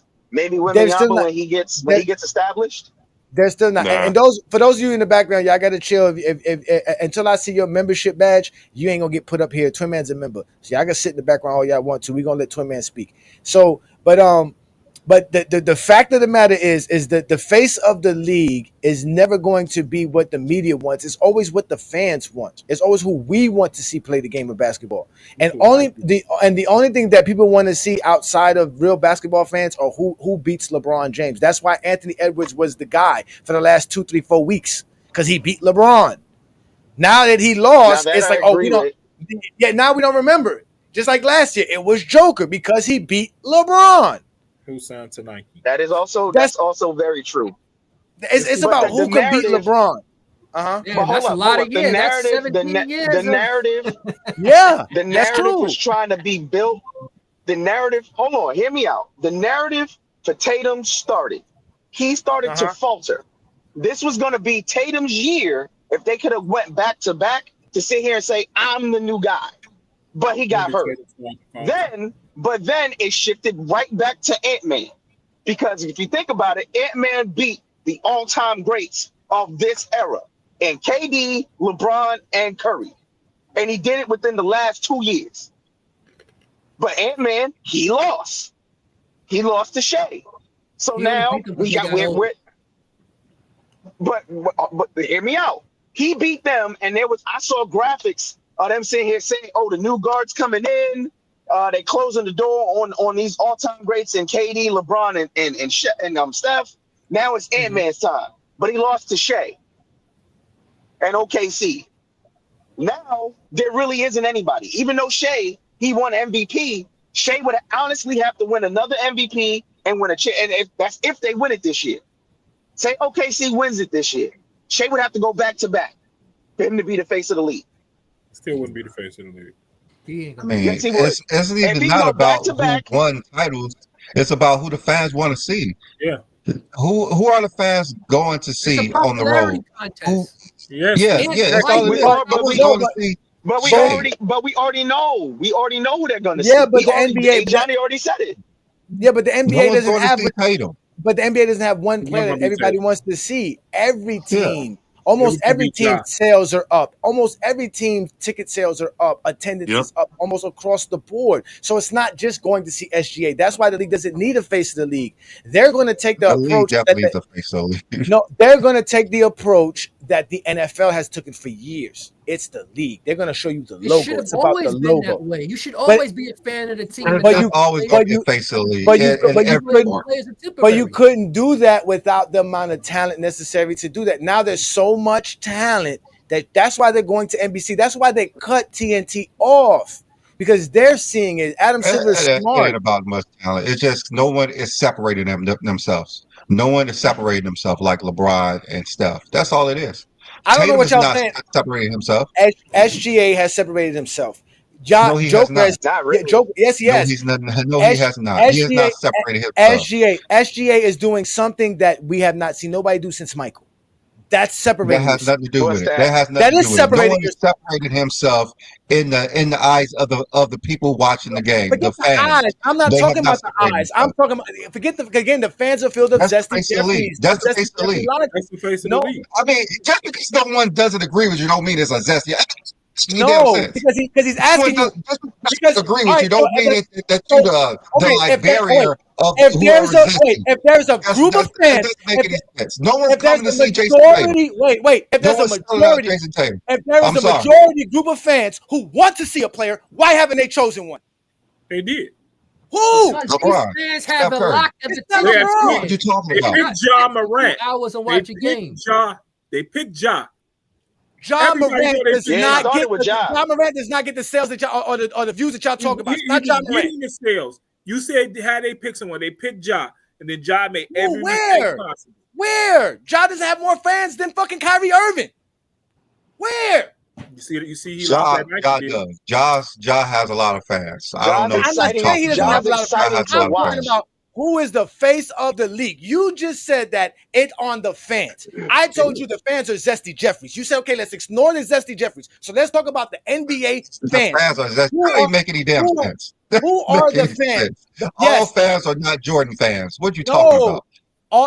All fans are not sitting around here looking for a face of the league. That's my point. Zesty Jeffries are. No NBA fan is looking for any damn sense, Johnny. That doesn't. You need to learn how to use a better word to say who don't agree with you is a Zesty Jeffries. Use a better word. Who is the face of the league?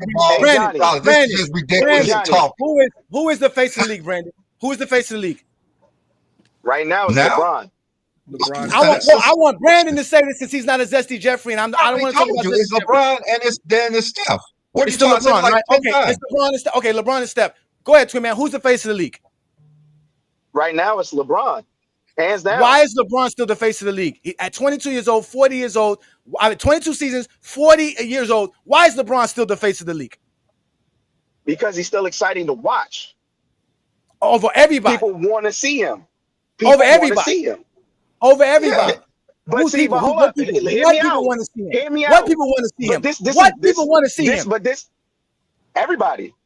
That's not correct. Everybody, right? So LeBron is still the face of the league by NBA standards and NBA fan standards, correct? Facts. And y'all don't see a problem in that. Why the hell is that a problem? There definitely there's a big problem. No, there is a problem. Because there's a problem with that.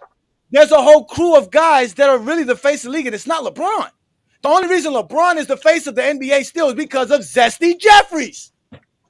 They They the only ones who want to watch LeBron James 24/7. You need to stay off them damn drugs. I don't know what the hell you've been taking, but that doesn't make any sense. The most popular channels, the most popular channels, the most games watched are LeBron games. Now, so unless you're saying LeBron James still to this day has the most NBA fans, which we all know, majority of the people who are watching LeBron James are Zesty Jeffries. We just talk about this all the time. Got a point. Listen, he's got a point. Hey, listen, Brandon, let me explain it. I'm going to explain it to you. And this is where I agree with A. Johnny. I agree with A. Johnny that a lot of the fan base, they love, just listen to me. They love to hate LeBron. That's what he's talking about. Like the majority of channels on YouTube that talk about basketball are channels that love to hate LeBron. So as long as he's playing, he's going to be the face of the league. They don't really have somebody to hate like they hate LeBron or love like they love Jordan. So that's what he's talking about. They don't have any, like even when Jordan, like think about it, when towards the tail end of Jordan's career, he wasn't as, I'm not going to say he wasn't as loved or hated, but it was easy to fade him out. And you could sit here and go on to players like Tim Duncan, Kevin Garnett, Shaq, Kobe. You see what I'm saying? They don't have that. You have way better players in today's league, and they can't get off LeBron. They refuse to because he's the cash cow. Whether it's negative coverage or positive coverage. This is because of the technology. Back in the days, you didn't know what your favorite player was doing 24/7. So when you heard someone speak about Jordan, you paid attention. Now you can go. I can go on Instagram right now and see that half the league is what they're doing in their spare time. People today have a lack of attention span. Nobody wants to sit and do what they did back in the day. There's a lot of stuff going on besides basketball. I'm sorry, gentlemen. And then you have people like Rashad McCants. Hold on, wait. Wait a minute. I'm sorry, gentlemen. There's a lot of players, including Stephen Curry, Giannis, all these top guys that are in the league that are no longer playing right now in the playoffs. I have yet to see anybody show footage of them dancing. I have yet to show LeBron James was dancing the other day, and they were showing. LeBron James' son graduates high school. It's viral. Y'all keep telling me stop this. I can't stop this Zesty Jeffrey stuff because y'all don't want to recognize who's truly the face of the league, which is SGA. Who's really the star of the league? Right. I don't like him because the reason y'all because we can't attach anything that pertains to GOAT debate to the face of the league, and that's the problem. That's why Stephen Curry is still the second most watched guy and most talked about guy in the NBA because he is still predicated on the GOAT debate. Because he is used against LeBron James. There is Steph nobody. Curry was one of the face of the league before it was the GOAT. Johnny got a point. Debate. In 2015, 16, people were showing up to see Steph Curry just to see him play because people love to see players they love play basketball. They love watching LeBron play basketball. They love watching Steph Curry play basketball. Attendance, they prefer to watch record capacity today, not 2016. Has nothing to do with none of that. That's a lie. I'm sorry. That's all a lie. I'm sorry. Because today they sell more tickets today. They sell out more games today. They have a higher capacity today. They prefer to watch those two players. Just like when Jordan was playing, they prefer to watch Jordan. When Bird and Magic were playing, they prefer to watch Bird and Magic. I would rather watch Jordan than Reggie Miller. I would rather watch Jordan than Akeem Olajuwon. I would rather watch Jordan than Patrick Ewing. I would rather watch Jordan than Shaquille O'Neal. Those niggas were never on Jordan's level, but we got players that are on LeBron's level, that are on Stephen Curry's level, if not better than them. But we still not praising those guys. And they still prefer to watch LeBron and Steph. They still prefer to watch LeBron and Steph. No, NBA fans prefer to watch Jordan. Prefer to watch Steph and LeBron. It's very simple. But Brandon, you're proving his point, Brandon. Like look at the level of talent. Listen to me, brother. Look at the level of talent. Joker has had 5 historic seasons. Literally, Joker has had 5 historic seasons. Zero to do with that. He literally has. Yes, it does. Zero to do with that. He's had 5 historic seasons, and we're still only talking about LeBron and Steph. Let me get this member shout out. Shout out to Tyson, man. He's been on GOAT James Kingdom. He's been a supporter of FYF Sports Debate. Thank you for joining the GOAT James Kingdom membership. Reach out to Brandon and I, goatjameskingdom@gmail.com or goatjameskingdomshow@gmail.com. And we take care of you, brother. Thank you for supporting us. Thank you for what we're doing. And again, we got y'all in the background. We having this good conversation. That's why we're keeping y'all in the background, because we don't want y'all muddling up with your nonsense. And we're going to let y'all speak very shortly. But again, Zesty Jeffries are a problem. And until we address Zesty Jeffries, we're never going to have a face of the league. That's just facts. He's not We already got a wrong, face of the Brandon, league. but you're It's LeBron also himself. not wrong. Right, you're not wrong. That's what I'm saying. That's what I was going to say, Brandon. You're not wrong. But the problem is, What happened? Where'd Twin Man go? Oh, Twin Man. Y'all keep giving attention to these Zesty Jeffries that y'all hate so much, and y'all keep building the army of them little motherfuckers all over by making them There relevant. are the ones who are the most. They're the ones who talk the most. That's what y'all fail to realize. NBA fans don't sit around here trying to hate on players. Real NBA fans are ready for the NBA Finals and ready to enjoy it. Zesty Jeffries are the ones looking for a narrative to figure out how to make LeBron look bad. Them. We do ignore them. We do ignore them. But Brandon says that these are the dudes we should pay attention to because they're the ones who watch LeBron the most. They watch LeBron more than me and Brandon do. I doubt that. They do. Trust me, they do. They watch LeBron way much more than you and I do. But Zesty Jeffries is this phrase you made up for people who do not agree with you. So that's not false. That's not dope. That's all that is. That's Zesty Jeffrey logic. Zesty Jeffrey logic is the face is biggest to LeBron. It's something that you logic. don't agree with. So how's LeBron still the face of the NBA in 2025? Because he's the greatest athlete we ever seen play basketball. Mm-hmm. Okay. That's why. Right. He's what everyone wants to see. Yeah, you're right. Simple as that. Everybody wants to see LeBron play. Okay, you're right. I don't blame you. Not everyone wants to see Shea play. Just that simple. Okay. If there was a Lakers game and there was a OKC game, more people watch the Lakers game because LeBron James on it. Yeah, and there'll be more people. There'll be more NBA fans watching the finals with OKC than the Lakers games. That doesn't make any sense. No, it makes a lot of sense. Well, we got Blue Boat in the building. Let's let Blue Boat in. Let's see how much sense that makes. We got Blue Boat here. What up, Blue Boat? What you got for us today, sir? He's still muted. You muted yourself, Blue Boat. Are you there? Oh, he can't. He hasn't unmuted himself. All right, let's go to the next person. We got Hollywood in the background. We got Hollywood Herm in the building. Let's let Herm up. Let's let Herm get his take in. Shout out to Hollywood Herm. Hollywood Herm. Oh man. Yeah, y'all be hating on Herm. Let Herm get his take in. Herm's gonna come defend Brandon to the fullest. Go ahead. What you got for us, Herm? Peace and blessings, brother. Salute to you. Happy belated birthday once again, man. Thank you, sir. Thank you. Well, my take is I see what B Lee is talking about as well. But for us, the Ant situation, end of the day, if people are real true basketball fans of Michael Jordan, what made Michael Jordan was the fact that he went through his struggles. He went through his up and downs, and he persevered. Once he ultimately figured it out and persevered, that's what made the legend of Michael Jordan. So Ant-Man just going through his phase of having to figure it out. He went through one phase against the Mavericks, learned from that, came a little better, but this year going through a whole nother phase for us and how to figure out a way to overcome certain schemes that were set against him in that particular series against OKC. So it's just a learning experience. He's 23 years old, so that's normal of what you see. He's already exceeded expectations by making it to back-to-back conference finals. So I think, honestly, he getting unfair criticism when it comes to that. He's young. He's gonna make mistakes, and he's going to learn from it and get better. But for us, what I'm hearing and how people feeling like the media just doing so much scrutiny towards these players, it always happened.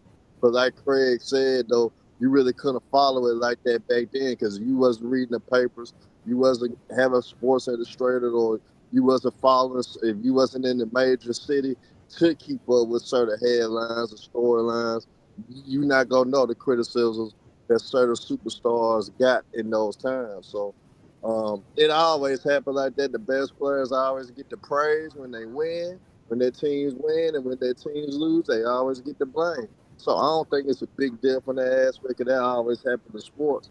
So I don't think we need to make a big damn deal and act a damn fool and try to say, man, we gonna go all out against the media. Media always been nasty like that towards these athletes anyway.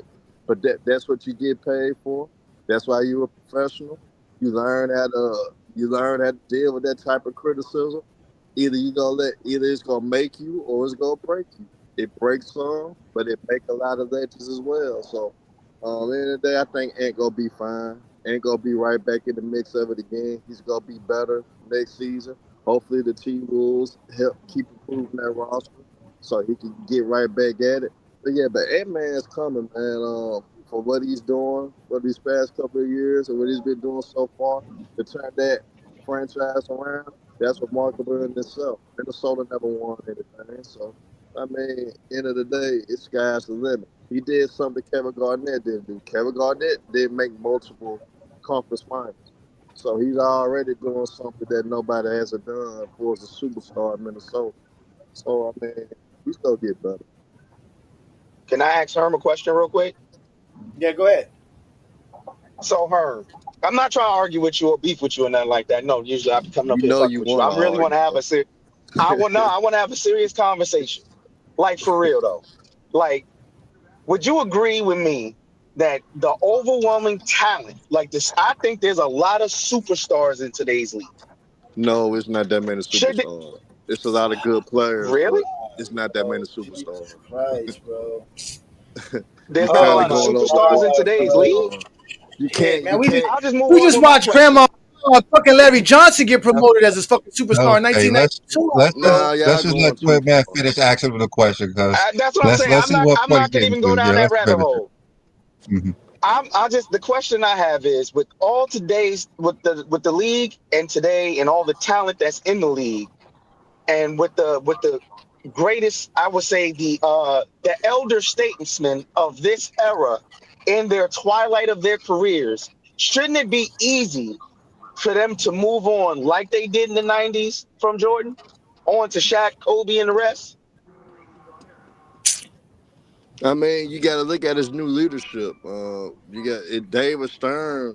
He probably, if he was still living, still was the commissioner, he probably would have figured out the way to have a face of the league by now. So Adam Silver, you got to realize he's still learning the ropes. He's been lucky. He's been lucky to not having to worry about the face because you got guys like Curry and LeBron, Kevin Durant doing what they're doing. So when it comes to that, it's different. David Stern was a way better businessman than Adam Silver, hands down.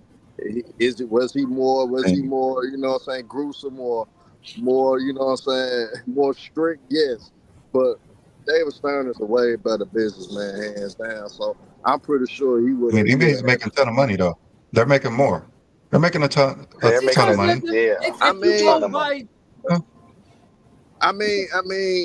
$20 today is not $20 in 1998. Yeah. So I mean, he made a lot of money back then, and under David Stern's leadership, that's why it's global like it is now. So I mean, you could try to give that credit to Adam Silver, but that's the direction of David Stern. He followed right behind what David Stern was doing. So it's not like Adam Silver been a commissioner for 20 damn years. So at the end of the day, it's still so. I do have a follow-up question though, Herm. Set up for that.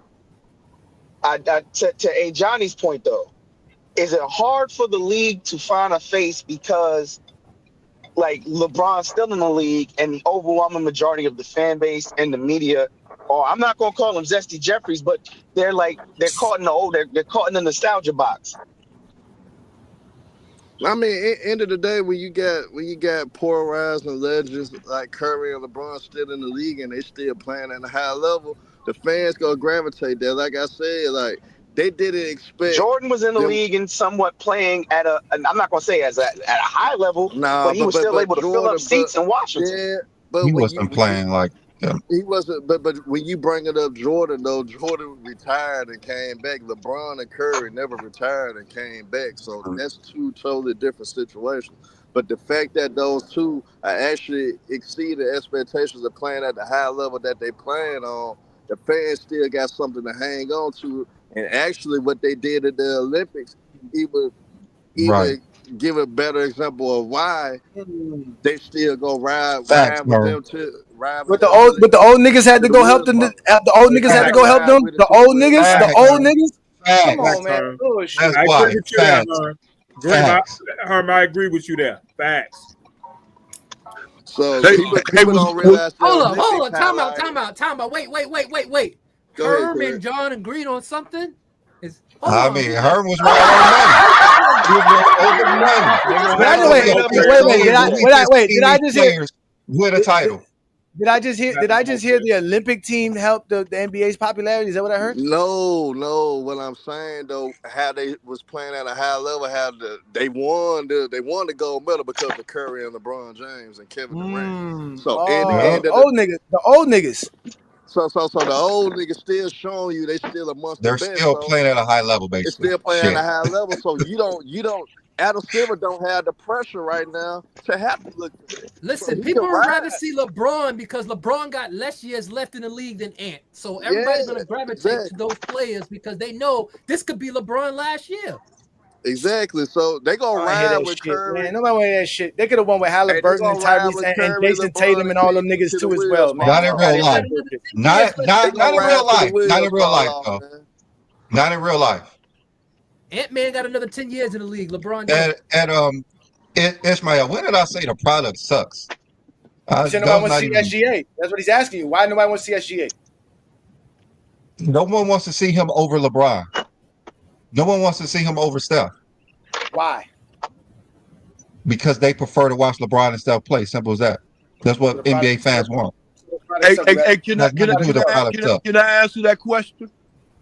Yeah, go ahead and answer that question, OG. Go ahead, brother. Okay, thank you, and also again, young man, happy belated birthday.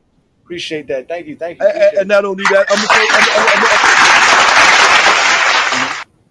I'm a first-time viewer. I just read across your show, and I like it because I like the conversation.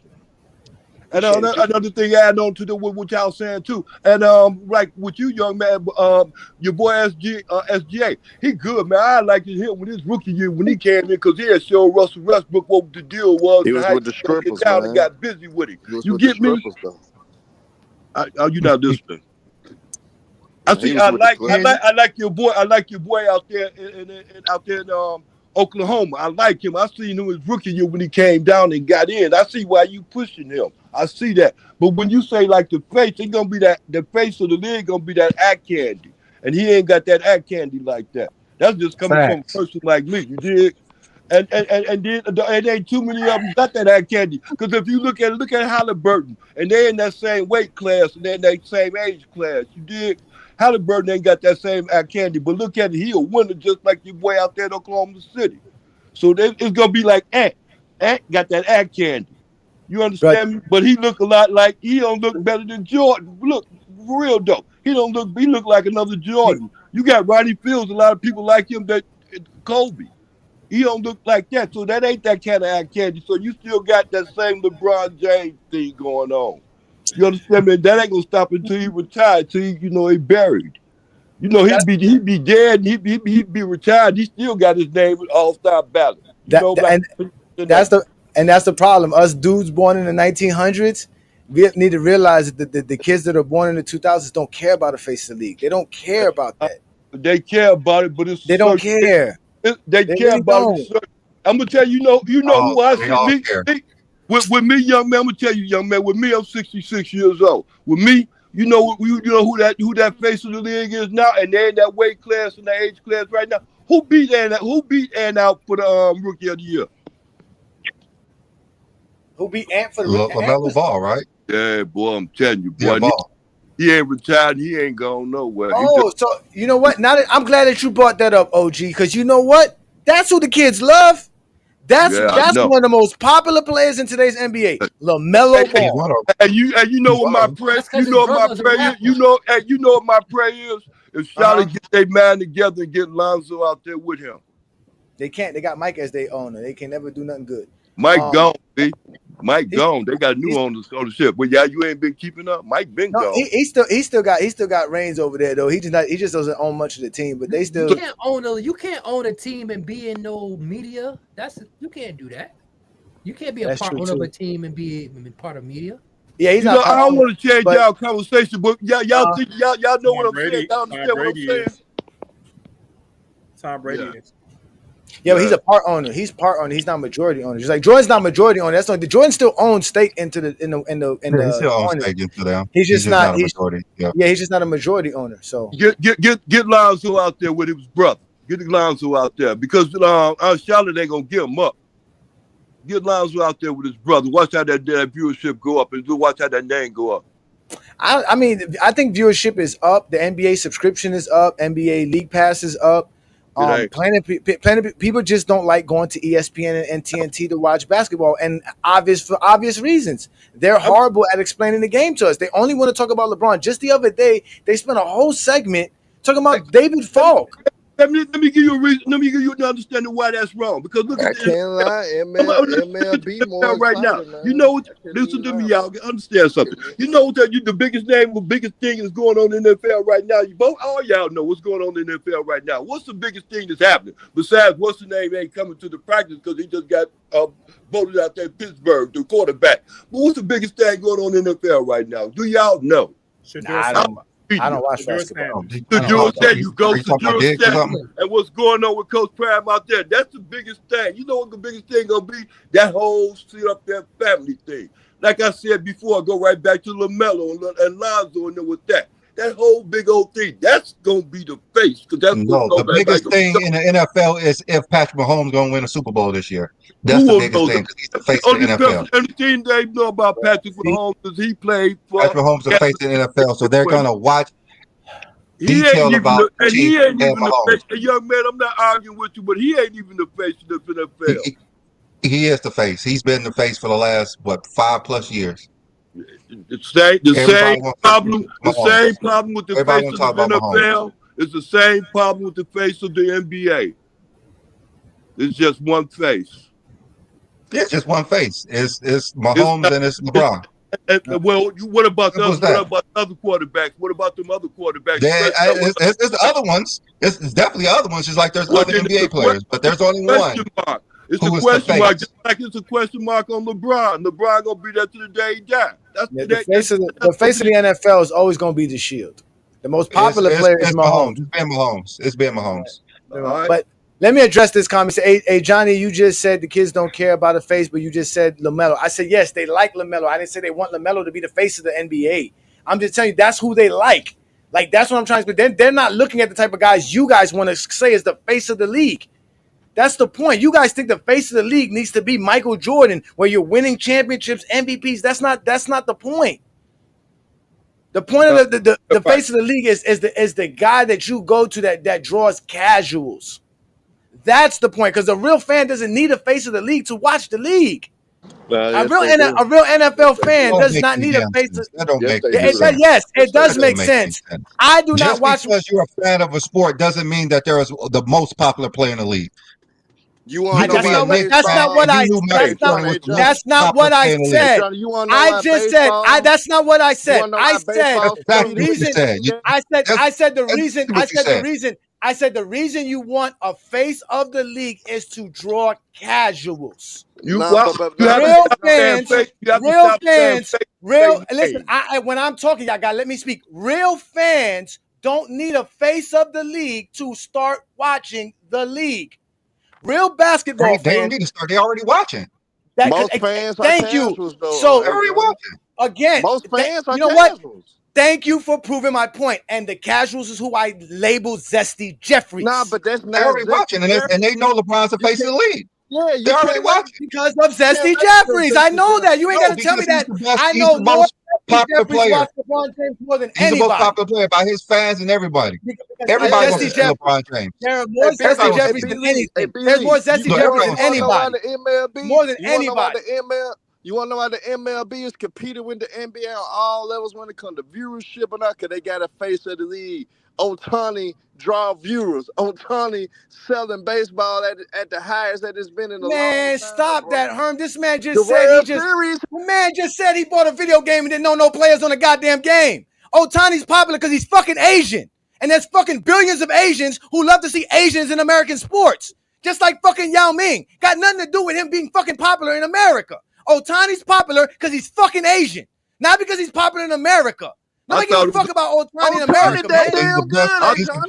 I thought it was about selling jerseys. And fucking Joker's the best player in the NBA. Nobody give a fuck about him. He don't. Nobody care. cares. He's not excited to watch.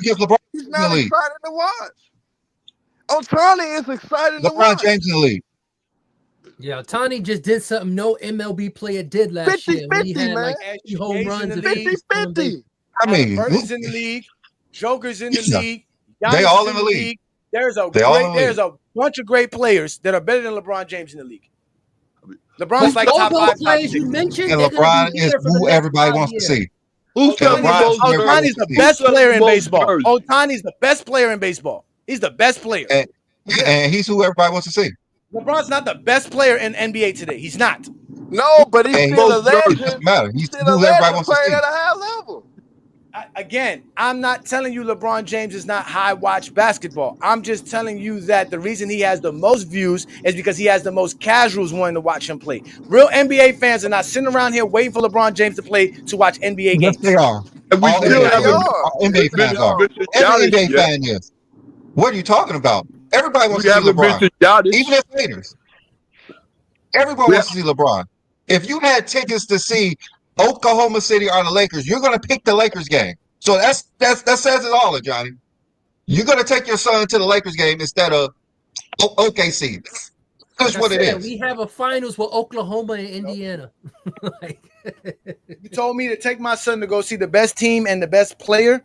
We're going to go see the Lakers, or we're going to go see LeBron and the Lakers, or SGA and OKC. I'm going to go see OKC. If you had the option, which one you choose? No, you're not. No, you're not. If I had the option, no. Because I'm a LeBron fan. Because I'm a LeBron fan.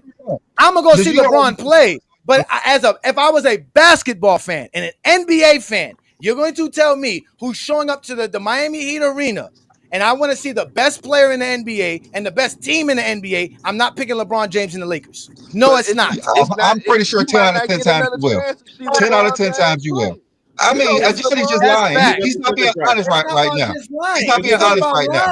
He's not being honest right now. I don't think there's not too many players. He's asking me as a LeBron fan. Again, if you ask a LeBron fan or a Zesty Jeffrey, who would they rather see? They're going to take the Lakers. If you ask an NBA fan, they're going to pick OKC. That's cap. No, they won't. That's cap. No, they won't. That's fact. That's cap.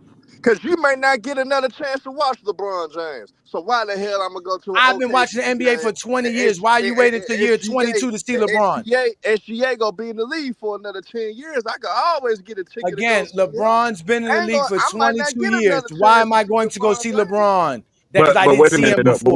LeBron is not the only one on that team. You also got Luka over there too. Some people love Luka. They Luka fans. Saying, fuck all that other shit. You're gonna see LeBron. Luka on that team too. He's gonna see LeBron over fuck Shaq. Luka. He's gonna see LeBron over Shaq. It's about LeBron. He's saying LeBron's the face of the league because LeBron's still the best player, and everybody wants to see LeBron. My contention is ain't about him being the best player. My contention is that NBA fans are not sitting around here waiting for LeBron games. They're waiting for basketball games. Yes, they are. That's one. The people who are sitting around waiting for LeBron James games are LeBron fans and Zesty Jeffries. I'm a LeBron fan, so I'm waiting for a LeBron game. That's not true. That's fact.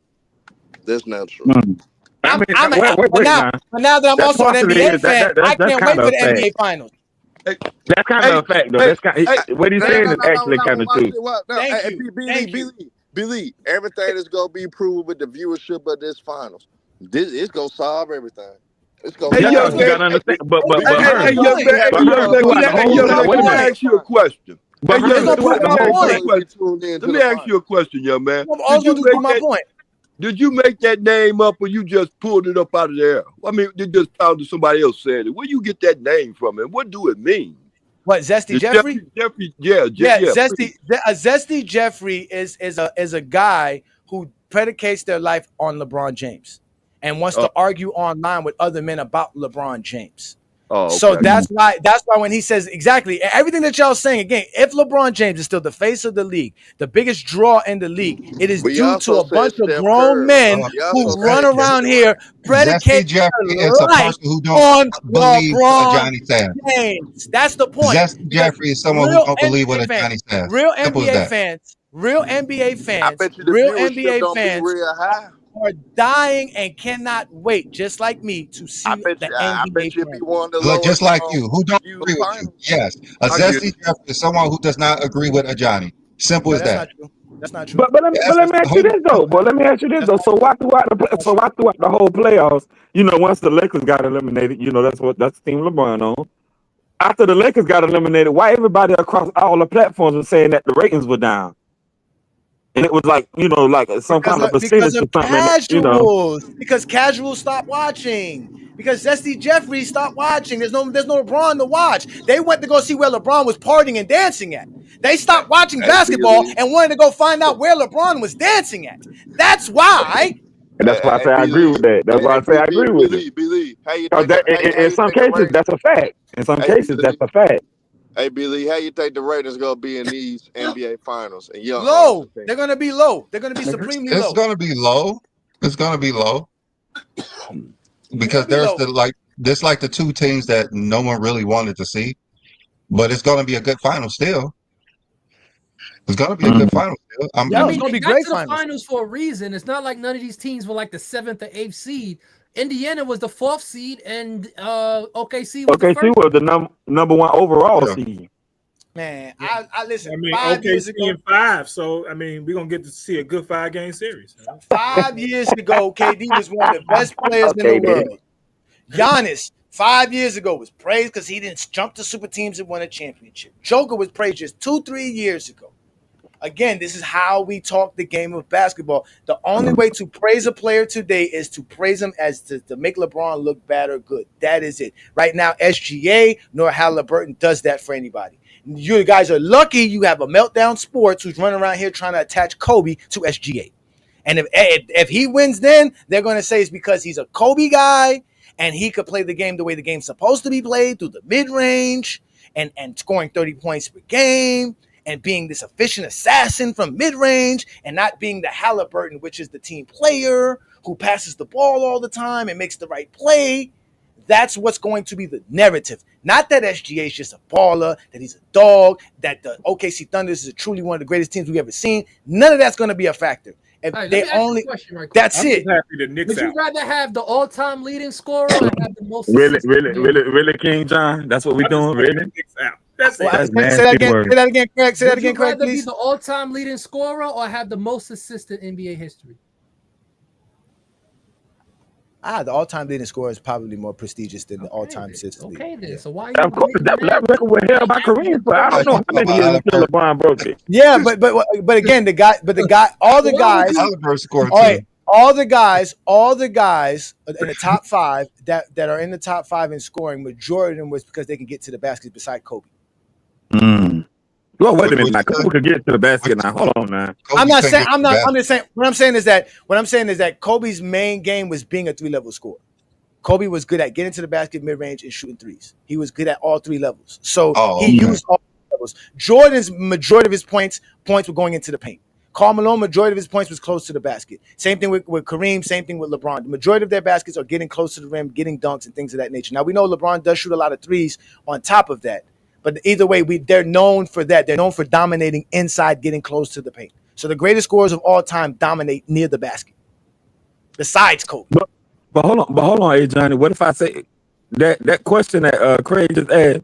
Which one you rather have, the all-time leading scoring record or the assist record? Okay, so the all-time leading scoring record just got broke by LeBron, right?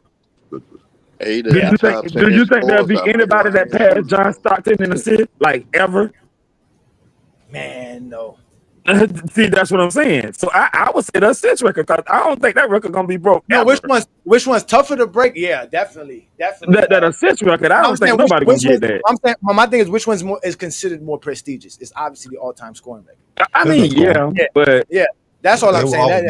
Just like they're all great accomplishments and great rebounds would never be touched, but people prefer scoring over the rebounds. Yeah. No, who got the all-time rebound record? Will Chamberlain does. Will Chamberlain got about almost how many he got? How many he got? Almost a career. He has almost about a career. 24,000. He has like 24,000. That's insane. What the hell is happening? Yeah, he's beyond. Like he's beyond. him and Wilt. It's like 23 and 25, something like that. Wilt half of his rebounds was his team. He was goaltending the whole game. No, again, he played. They would goaltend. They would count that as a rebound and a point. Him goaltending that's a rebound and a bucket. No, but the thing is that again, they played in a faster paced era, and they also played in the era with the worst shooting. So it's like you had a lot more rebounds to grab, but they still dominated grabbing the rebounds without a doubt. So, but yeah, I mean, those are all records that that we all appreciate. Nobody's saying that, but again, at the end of the because you mentioned being the scoring 30 points as opposed to being the facilitator. It's kind of to this degree, right? All I know is all the top 5 scorers besides Malone got more championships than the top 5 players that got assists. Yeah. No, wait, hold on, before you get there. The problem that we're having with this whole thing about appreciating today's NBA is kind of to what Gilbert Arenas says. If you have LeBron James 9th on your all-time list, how can anyone ever be in your top 10? What would you have to do if you're a player today to pass LeBron James if you have LeBron 9th? You see what I'm trying to say? So this is what people are doing. People are holding players to these outrageous standards because of the past and nostalgia, and we're not really truly appreciating what these guys are doing right now and just appreciating for what they're doing right now because we're holding these, we're holding these outrageous standards. Like exactly, if you got Kobe 11th, how can you get anybody ahead of Kobe if you have Kobe 11th? How can Joker ever get better ahead of Kobe? Like Kobe's career is phenomenal. We were just talking about how it should be in the top 5. So if you have Kobe 11th, there's no way Giannis, Joker, Stephen Curry, any of these guys can be in your top 10. Like what would they have to do to legitimately be in your top 10 if you put Kobe as 11th? So that's the point. You guys are putting these outrageous standards on these players because of old nostalgic ideas of holding on to Magic Johnson, Bird, Kobe, Mike, LeBron. Like we have to get rid of that. These guys are doing things that we've never seen anymore, and there's no reason why LeBron James is still the face of the NBA in 2025. Like he shouldn't be. I don't think there is a face of the league, and I don't think that's it. But if he is, that's sad. Again, we know he's got Kobe 11th. That's because LeBron is the most marketable player in the NBA still. Kobe wasn't 11th on our list, was he? Did Kobe end up being 11th? Oh, yeah, he was 11th. That's because LeBron is the most marketable player in the NBA still, and he's almost 41. But he shouldn't be the most marketable player. That's the point. He is because he has the bigger name, though. Hey, Johnny, he has the bigger name. Because you have so many great players. Because you have so many great players. Go ahead, Herm, and then we can let roll into. I gotta get A. Johnny on the A. Johnny. I don't want you to miseducate the people when it comes to the mid-range, because 7 out of your top 10 scores in NBA history primarily operated in the mid-range. So the mid-range always been part of the game. It always gonna stay there. I mean, shit. You got Dirk, Karl Malone. You got Karl Malone didn't operate in the mid-range. Continue. Yes, he did. He was a mid-range shooter. Come on, he was a mid-range shooter, bro. No, he wasn't. Continue. Go ahead, man. He could shoot mid-range, but that means he operated. Carmelo Anthony, Kobe Bryant. Okay. I mean, that's just 3, top, bro. That's what I'm saying. That's just 3. More than 3. I named more than 3. Karl Malone didn't do it. Kareem didn't do it. Jordan didn't do it. None of those guys did. Jordan was mid-range. Jordan was mid-range late in his career, and he wasn't even officially he was late. Mid-range soon he came into the league, bro. He wasn't, bro. Mid-range then. Why y'all be lying, bro? God, I mean, why are you lying? Because you don't know. Hold on, Johnny. Did you just say Jordan wasn't official late on in his career? Even again, Jordan had one solid season at mid-range in 1997. In 98, he shot 45%. And 2002 and in 2003, he shot under 45%. He shot about 41, 42%. But you his said overall career.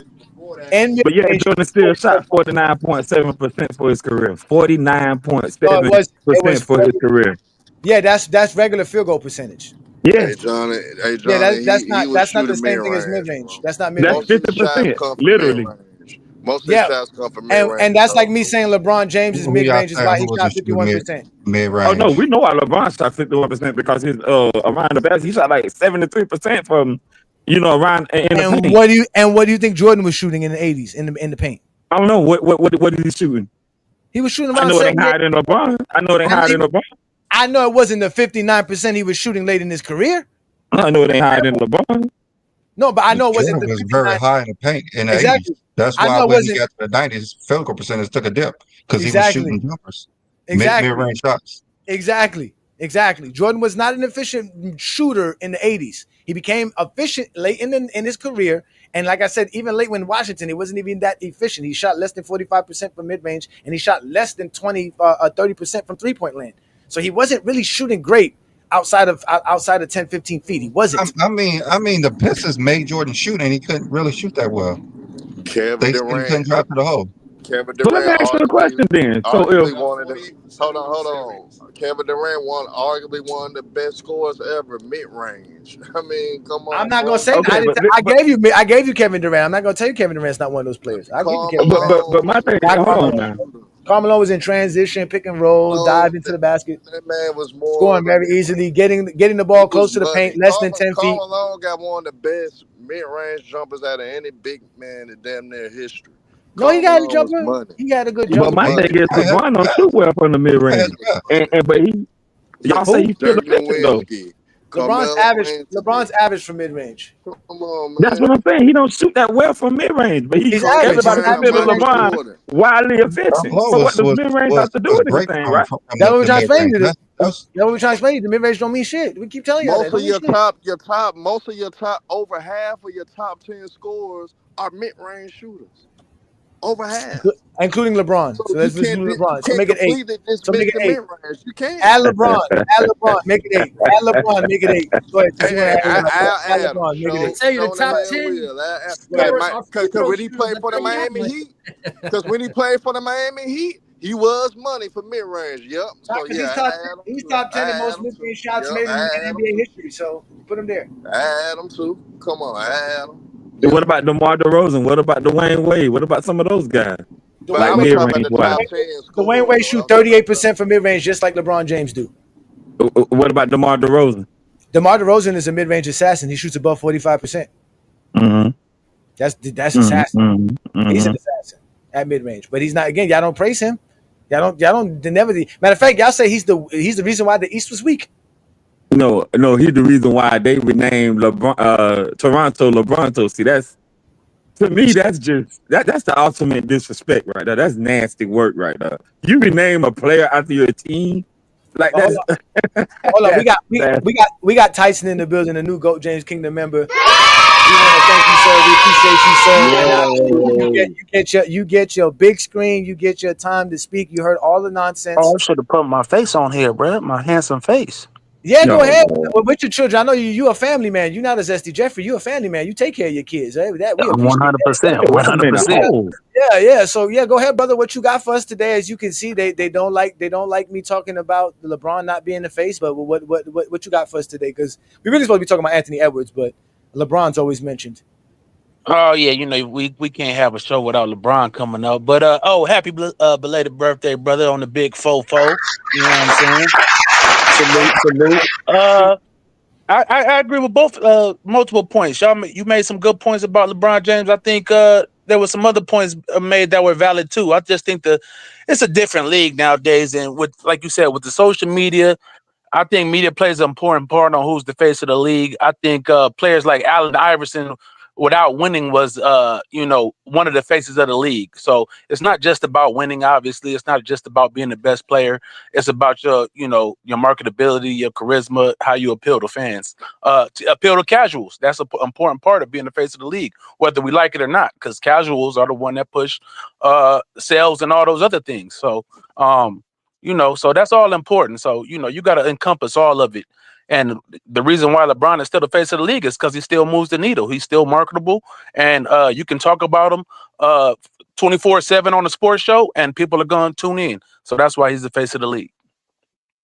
I agree with that. I agree. You can do a whole sports show without talking about SGA and Ant-Man and whoever else, and talk about LeBron and Steph, and be more successful than the guys that talk about SGA and Halliburton and these other players. So that's just the fact. That's just the nature of the beast. You know what I'm saying? Hey, Tyson, you got School-A Johnny on the mid-range, man. He disrespecting the mid-range, bro. Yeah, Karl Malone was a mid-range player, bro. I think it's hard to look up statistics, but I think if we had statistics, we will find that Karl Malone was shot a lot of mid range in the pick and roll. That's what he was. He was pick and pop. There's no like stats for it, but Malone shot. Oh, what you mean? Yeah, of course there's stats for it. We listen. This is why we are GOAT James Kingdom. Y'all keep saying y'all need to check Johnny. Like it's Johnny out here checking stats already. You know that they did it since 1997, right, ladies and gentlemen? So y'all can continue the conversation. I'm going to pull up like 13 years prior to that. I know, but that's my point, Brandon. That's my point, Brandon. They want to. But exactly. I say even later in his career, he was more of a mid-range shooter. Oh, don't worry. Y'all keep the conversation going. We're going to bring up, because that's about 7 years of his career. We're going to bring up Karl Malone's career. We're going to do that. That's what we want to do best. Why not? You said you wanted I'm interested. I'm interested to see that. You don't get worse as a shooter as your career goes. You only get better at shooting basketball. Shots. He did. Tell Russell Westbrook that. Russell Westbrook's gotten better at shooting the basketball since his earlier years. Shit, not in the mid-range. He's never been good. That's what I'm saying. He's never been good. He had moments. I'll say that. He had moments. I wouldn't say he was overall good, but he would go on crazy hot streaks. And 1997, in 1997, Karl Malone took 779 mid-range shots. He took 790 something shots inside the paint. In total, that's a mid-range shooter, bro. Okay, I know. That's 1997. That's what I'm saying. Just like Jordan was 1997 too. When they get older, that you don't need that shot. So let's continue. So he shot 45% then. That was when he was shooting it then. The next year he shot about 800 shots at 48%. So that's very efficient as well. So let's go to 99. Oh yeah, you cooked on that one, Johnny. It's only gonna get worse as he gets older. It shouldn't get. It shouldn't get worse as you get older, because you only get better shooting the basketball, and mid range is what you need. No, right? I'm saying he's gonna only shoot more as he gets older.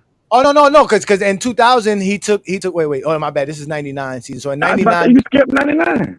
No, in 99, I know. And this year he took 420 of them, shooting at 41%. So his field goal percentage went down a little bit. That's about again, the league average since they've been recording is about 39%. So he was above average. Yeah, he was above average, which is still average. Okay, and then in 2000 he took 800 at 43%. Okay, and then in 2001 he took the numbers. Notice the numbers are going up in terms of volume, because he's not getting to the hole as more. That's what I'm saying. Late in your career, that's when it's important. Okay, that's what I was saying. Yeah, 700. But we were talking about for their whole career. That's what I'm saying. Their entire career, they weren't doing this. But okay, in 2001, he took 729 mid ranges at 41%, just under 41%, 40.7. Then we got 2002. Well, he played to 2004, right? Yeah. And then in 2002, he took 800 at the same percentage, 40.7. All right. So let's go here. So 2003. And also, wait, hey, Johnny. All this is mid range. This is all mid range assassin, right? Right, but you also not bringing up, probably, and I'm not for sure. You also not bringing up the decline in points and shots in the paint. So he was a clear mid-range shooter. That was his best attribute at that time. Yeah, that's what. Yeah. At the end of his career, I would give it to you. But this is when he's scoring the least amount of points in his career as well. This is not when he's putting up the 27, the 28. But when he won those MVPs, he was when he won those MVPs, 98. Yeah, 97 and 99. 97 and 99. Was it 98? And 2003. 99. In 2000. Yeah. 99. In 2000. So who won in 98? Jordan. Okay. He took 789 mid-range shots in 2003, shooting it at less than 40%, so at 39.7%, so just about average. And then his last year in the league in 2004. Oh, I got to go to the Lakers though. Hold on, wait. Go to the Lakers. Let's go to the Los Angeles. He's gonna have obviously less with this team because he didn't take that many shots. And he got Kobe and Shaq on the whole team. He got Shaq. He's definitely taking less shots for sure. All right, so and in this one he took about 230 shots from mid-range at 38%. So you can say for the end of his career, well, I'll give it to you, Herm. Karl Malone's a mid-range shooter, but all the numbers we got, he's a mid-range guy. We don't have nothing before 97, which is what I'm really talking about, his main years. But I mean, he always been a good mid-range shooter. What are you talking about, John? I didn't say he was not a good. I didn't say. Hold on, wait. No, I didn't say he was not a mid-range shooter. I said that he wasn't. Majority of his shots wasn't in the mid-range for his career. That's what I said. You know that illegal defense gave Karl Malone wide open mid-range shots in the 90s, so that's why he was. But I'll give it to him because I wouldn't think it was that much different in 97, 96, 95, maybe 94. So for a good 10 years of his career, he was definitely a good mid-range guy. Very. So I'm sitting here looking at Kevin Durant. I'm looking at Kevin Durant percentages from mid-range. Is it safe to say he's the greatest mid-range shooter of all time? Who? You could. Kevin Durant. Kevin Durant? Yes. I mean, he's one of the best pure shooters. Definitely top 5. And efficiency-wise, probably so. If you go by efficiency-wise, probably so. Yeah. Shit, and value. I don't think it's no question. Kevin Durant is probably the best mid-range shooter in NBA history. No, I think by volume, though, to be honest with you, is Dirk.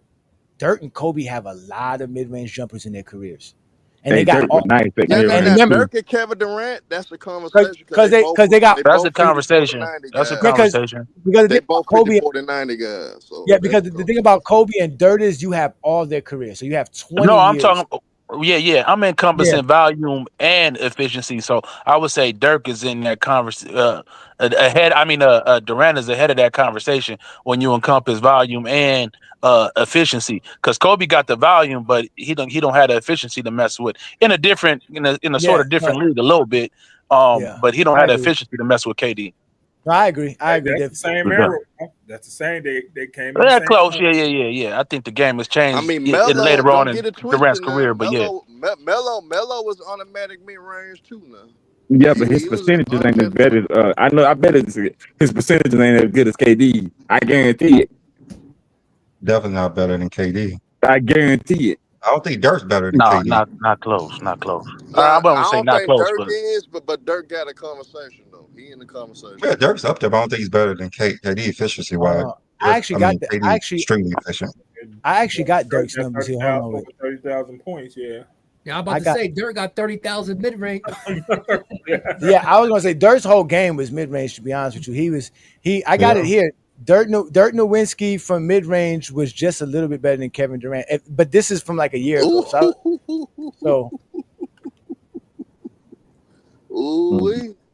Steph don't belong in that graphic because he don't have the volume of those other guys. I don't have their volumes. Yeah, that's what you always bring up that graphic, and I say that graphic don't mean nothing without the volume because that's important. But that's what I'm saying. But the guys with the two highest volumes here is Dirk and Kobe. Well, right. Yeah. Right. So then it would be Kevin Durant, and then it would be Stephen Curry, if I'm correct, as far as mid-range shots for their. Now this is a 3-pointer, then Steph would be. But I would say Steph is way lower in that category than those other three guys. As far as volume, he's way lower than these guys as far as volume. Hey, Johnny, is that graphic real? Is this graphic real? Yes, this is Kobe's actual thing. Man, bro shot 42.6% from the three. What the? Yeah. What? Yeah, that's what Stephen Curry shoots. That is insane. He's the best 3-point shooter that we know when we count volume. You're a nasty man, bro. Yeah. Yeah, he's ridiculous. He's ridiculous when it comes to shooting the basket. That's why I say when he has the ball in his hands, he's and an underrated finisher too. With the face of the league, yeah. Yeah, he's an underrated finisher too. Yeah, you're right. He's an underrated finisher as well. Right. He don't have the volume, but when he get there, he knocking them down. Yeah, again, this shows you how good you are as a 3-level scorer. I'm pretty sure throughout Steph's career, he has a lot of value. Hey, but I ain't gonna lie. No, he does. Per season? Edge to Dirk too, because Kevin Durant stole. Throughout his career, he has a lot of value. This is for his whole career. KD stole that move from Dirk too, man. That one-legged shot too. He stole that from him. You remember at first, KD was known as the more athletic Dirk. Yeah. About the same height, same play style. They said he had a quicker handle, than Dirk. Man, if he wouldn't have had them injuries, man, we might be having a different conversation about KD. But injuries are part of the game. But that took away a lot of his explosiveness. He was that good. That is mid range. They was talking about KD is done after them injuries, and what kept him in this game is the league mid range. When did he take a step back? When did he take a step back? No, I'm saying he didn't take a step back necessarily as far as scoring. I'm just talking about as far as being a threat at the rim that I was about opens to say up your being the game same even player he more. was previous. He You had to saying take being the same he had player to he was take previous. more contested jump shots, even though he's that good to make them. I think, if he still had that explosiveness, that would just freed up his game I even mean, more. You know what I'm saying? that comes with age. Like he's like 37, 38. No, I'm Like talking he's always specifically been. after the Achilles injury, specifically after that. Yeah, the Achilles. Yeah. Let me answer. He still came out destroying He shit though came after out that Achilles destroying the injury. league still. Right afterwards, he was He destroying was. He everybody. Like was. I don't think He he took a was. step back He at all. was. Yeah, He was. let me answer VM right quick. No, VM, there's no accurate numbers before 97 for shots and mid-range or anything like that. The league didn't track it before then. You would have to go back and look at it yourself, but you're never going to have the accurate numbers. You had to So do it your wouldn't- own man. it wouldn't be accurate. So, and then just give you Mingo Jester. These are other guys that shoot mid-range that would be similar to Kobe, around Kobe's fate. So again, shooting 40.6 isn't bad, even though it's around average, just above average. It's really not bad. And then if you go to, like I tell people, guys who are flashers like Dwayne Wade, Iverson, they shot around 38%, 39%, which was average, because they were flashers. They would get to the basket more than I anything. mean, that was real good for a 5'10" guy. What He what is 5'10" out there. what does SGA shoot for his career right now? If somebody has that. I did not look up all of SGA's numbers, but this year he shot 49% for mid range. Nice. Yeah, 40, if you shoot above 45, you're really, really good. If you shoot that's excellent. From the mid range, 49% is crazy. Yeah, if you're shooting 42, 44%, that's good. But if you're shooting above 45, that's really, really good. If you shoot, like I said, around 40, 39, that's average. Jordan's career average is 44. 44. So probably his whole career, he's probably like 37. That means he lower than LeBron. That means he lower than LeBron then. Let me stop. I'm not going to listen, Brandon. We were arguing. I'm going to keep arguing with you. Fuck you. Michael Jordan shot better than that. Fuck you. You think you thought he shot worse when he was younger? Of course he did. Yes, he definitely shot worse when he was younger. Of course he did. No, yeah, 100%. I would say Jordan's probably mid-range for his career is around Kobe's area, around 39, 40%, somewhere around there. That's where I would say it's at, around there. I give him a little bump higher than that because his later years. That's crazy. I give him around 43, 44. Because his volume went way up. So those later year numbers are gonna dominate because his volume went way up too. So when you're talking about his whole career, those numbers in the beginning weren't that high. Even though he shot a low percentage, he didn't take that many. So it's not gonna be as dominant as those later years when he was taking so many. So I think his number is still gonna be closer to 40, right in that 40, 42 to 44 range. 41 to 40, 43, somewhere around there. How do you shoot from over 50% from the field when you shoot less than 26% from the three for a season? Because you get to the basket. Because he couldn't shoot. That ain't hard. 5 threes a year. He shoot like 10 threes a year. He just wasn't a good 3-point shooter. That ain't hard to understand. I'm just saying. It's not hard to get to the basket. I mean, the same reason why Shaq shot 60%. He wasn't shooting threes. Jordan, listen, all the highlights we got of Jordan, you guys see the highlights of Jordan. It's all dunking and getting to the paint. Layups. That's what makes dunks it even worse. Wait a minute now. You can't forget about that game he had with the Trailblazers now when he hit 6 threes now. Wait a minute. You can't forget about that game now. That's one game in the playoffs. 3 points. Okay, the most important you can get hot. I mean, you can get hot, right? I mean, LeBron hit 10 threes in the game. Yeah, LeBron. Hey, Kobe hit 12 threes in the game. You remember all them great games Jordan had against New York? Okay. Forget it, man. A lot of people have great games against you. A lot of people have great Listen, games man. against Jordan from New York. Cook that. Listen, when Jordan had to go up against half court defenses that didn't give him driving lanes, he struggled because he couldn't shoot from the perimeter. Yeah, his struggle was 47% on 29 points a game. That's his struggle.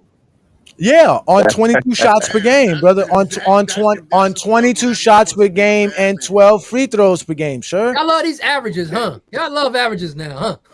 Y'all been talking about averages all day, huh?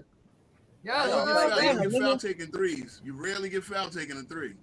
Exactly, but you definitely ain't getting foul shooting jumpers. So why was Jordan get to the free throw line so much? Because he was jumping. You would get people on up fakes. It's not all in the paint. You get fouled. You get fouled in the mid range. Why am I falling for a Jordan pump fake 3-pointer? Shoot that shit. Why sound like I'm hearing your phone conversation? You on the phone? Who you speaking to?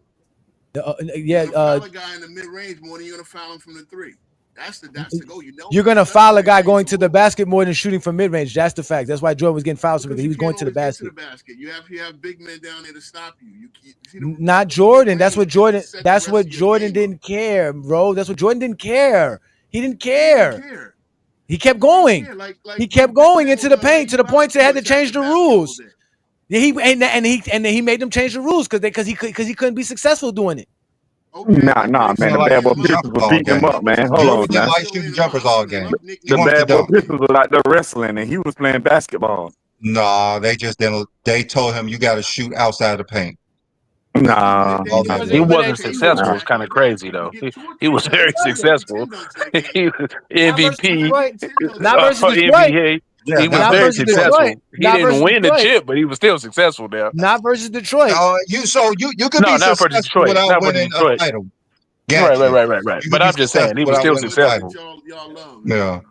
But you can be successful while losing to the same team 3 times in a row. Sure you can. I'm about to get up out of here, Brandon. I'm about to get up out of here.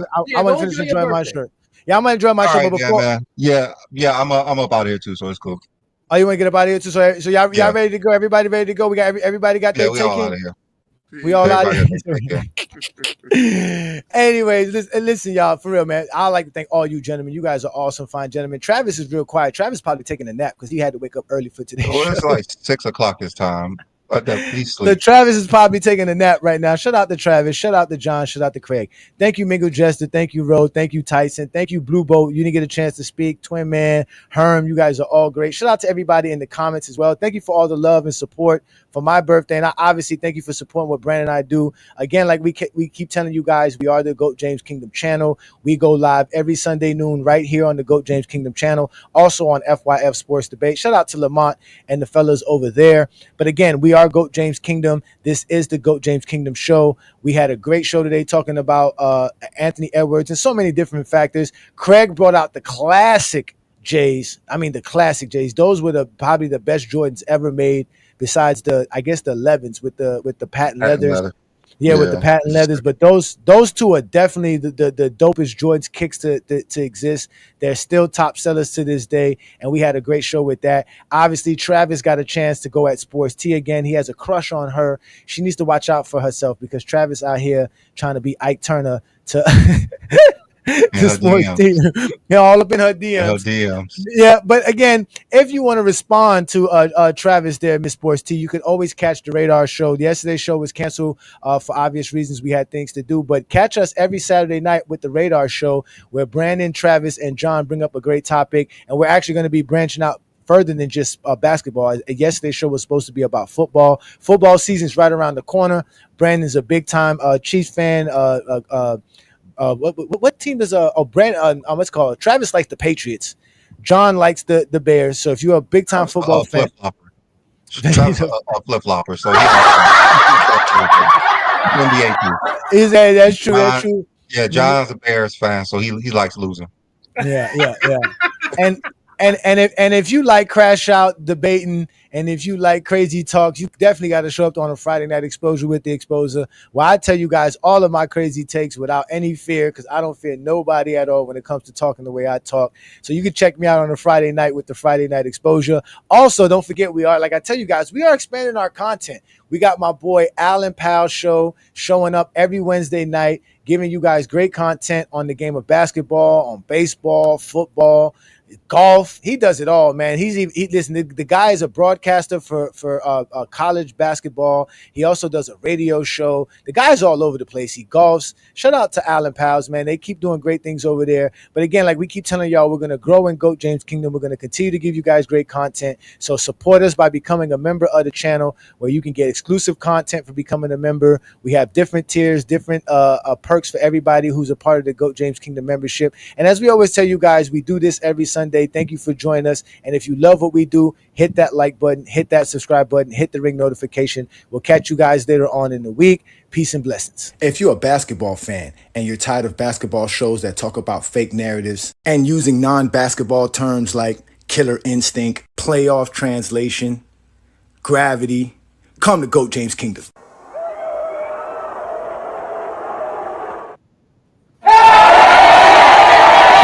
Welcome to GOAT James Kingdom, where basketball lives forever. You get to enjoy BB and A Johnny talk basketball every Sunday noon Eastern time right here on the GOAT James Kingdom channel. Support by subscribing and also check out the membership at GOAT James Kingdom.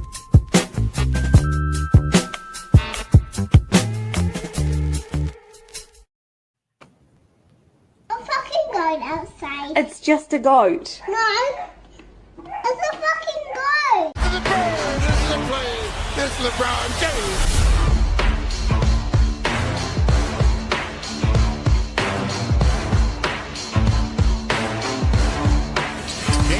Oh my God! Oh, shot for LeBron James! Oh my! James scores that with his headband over his eyes.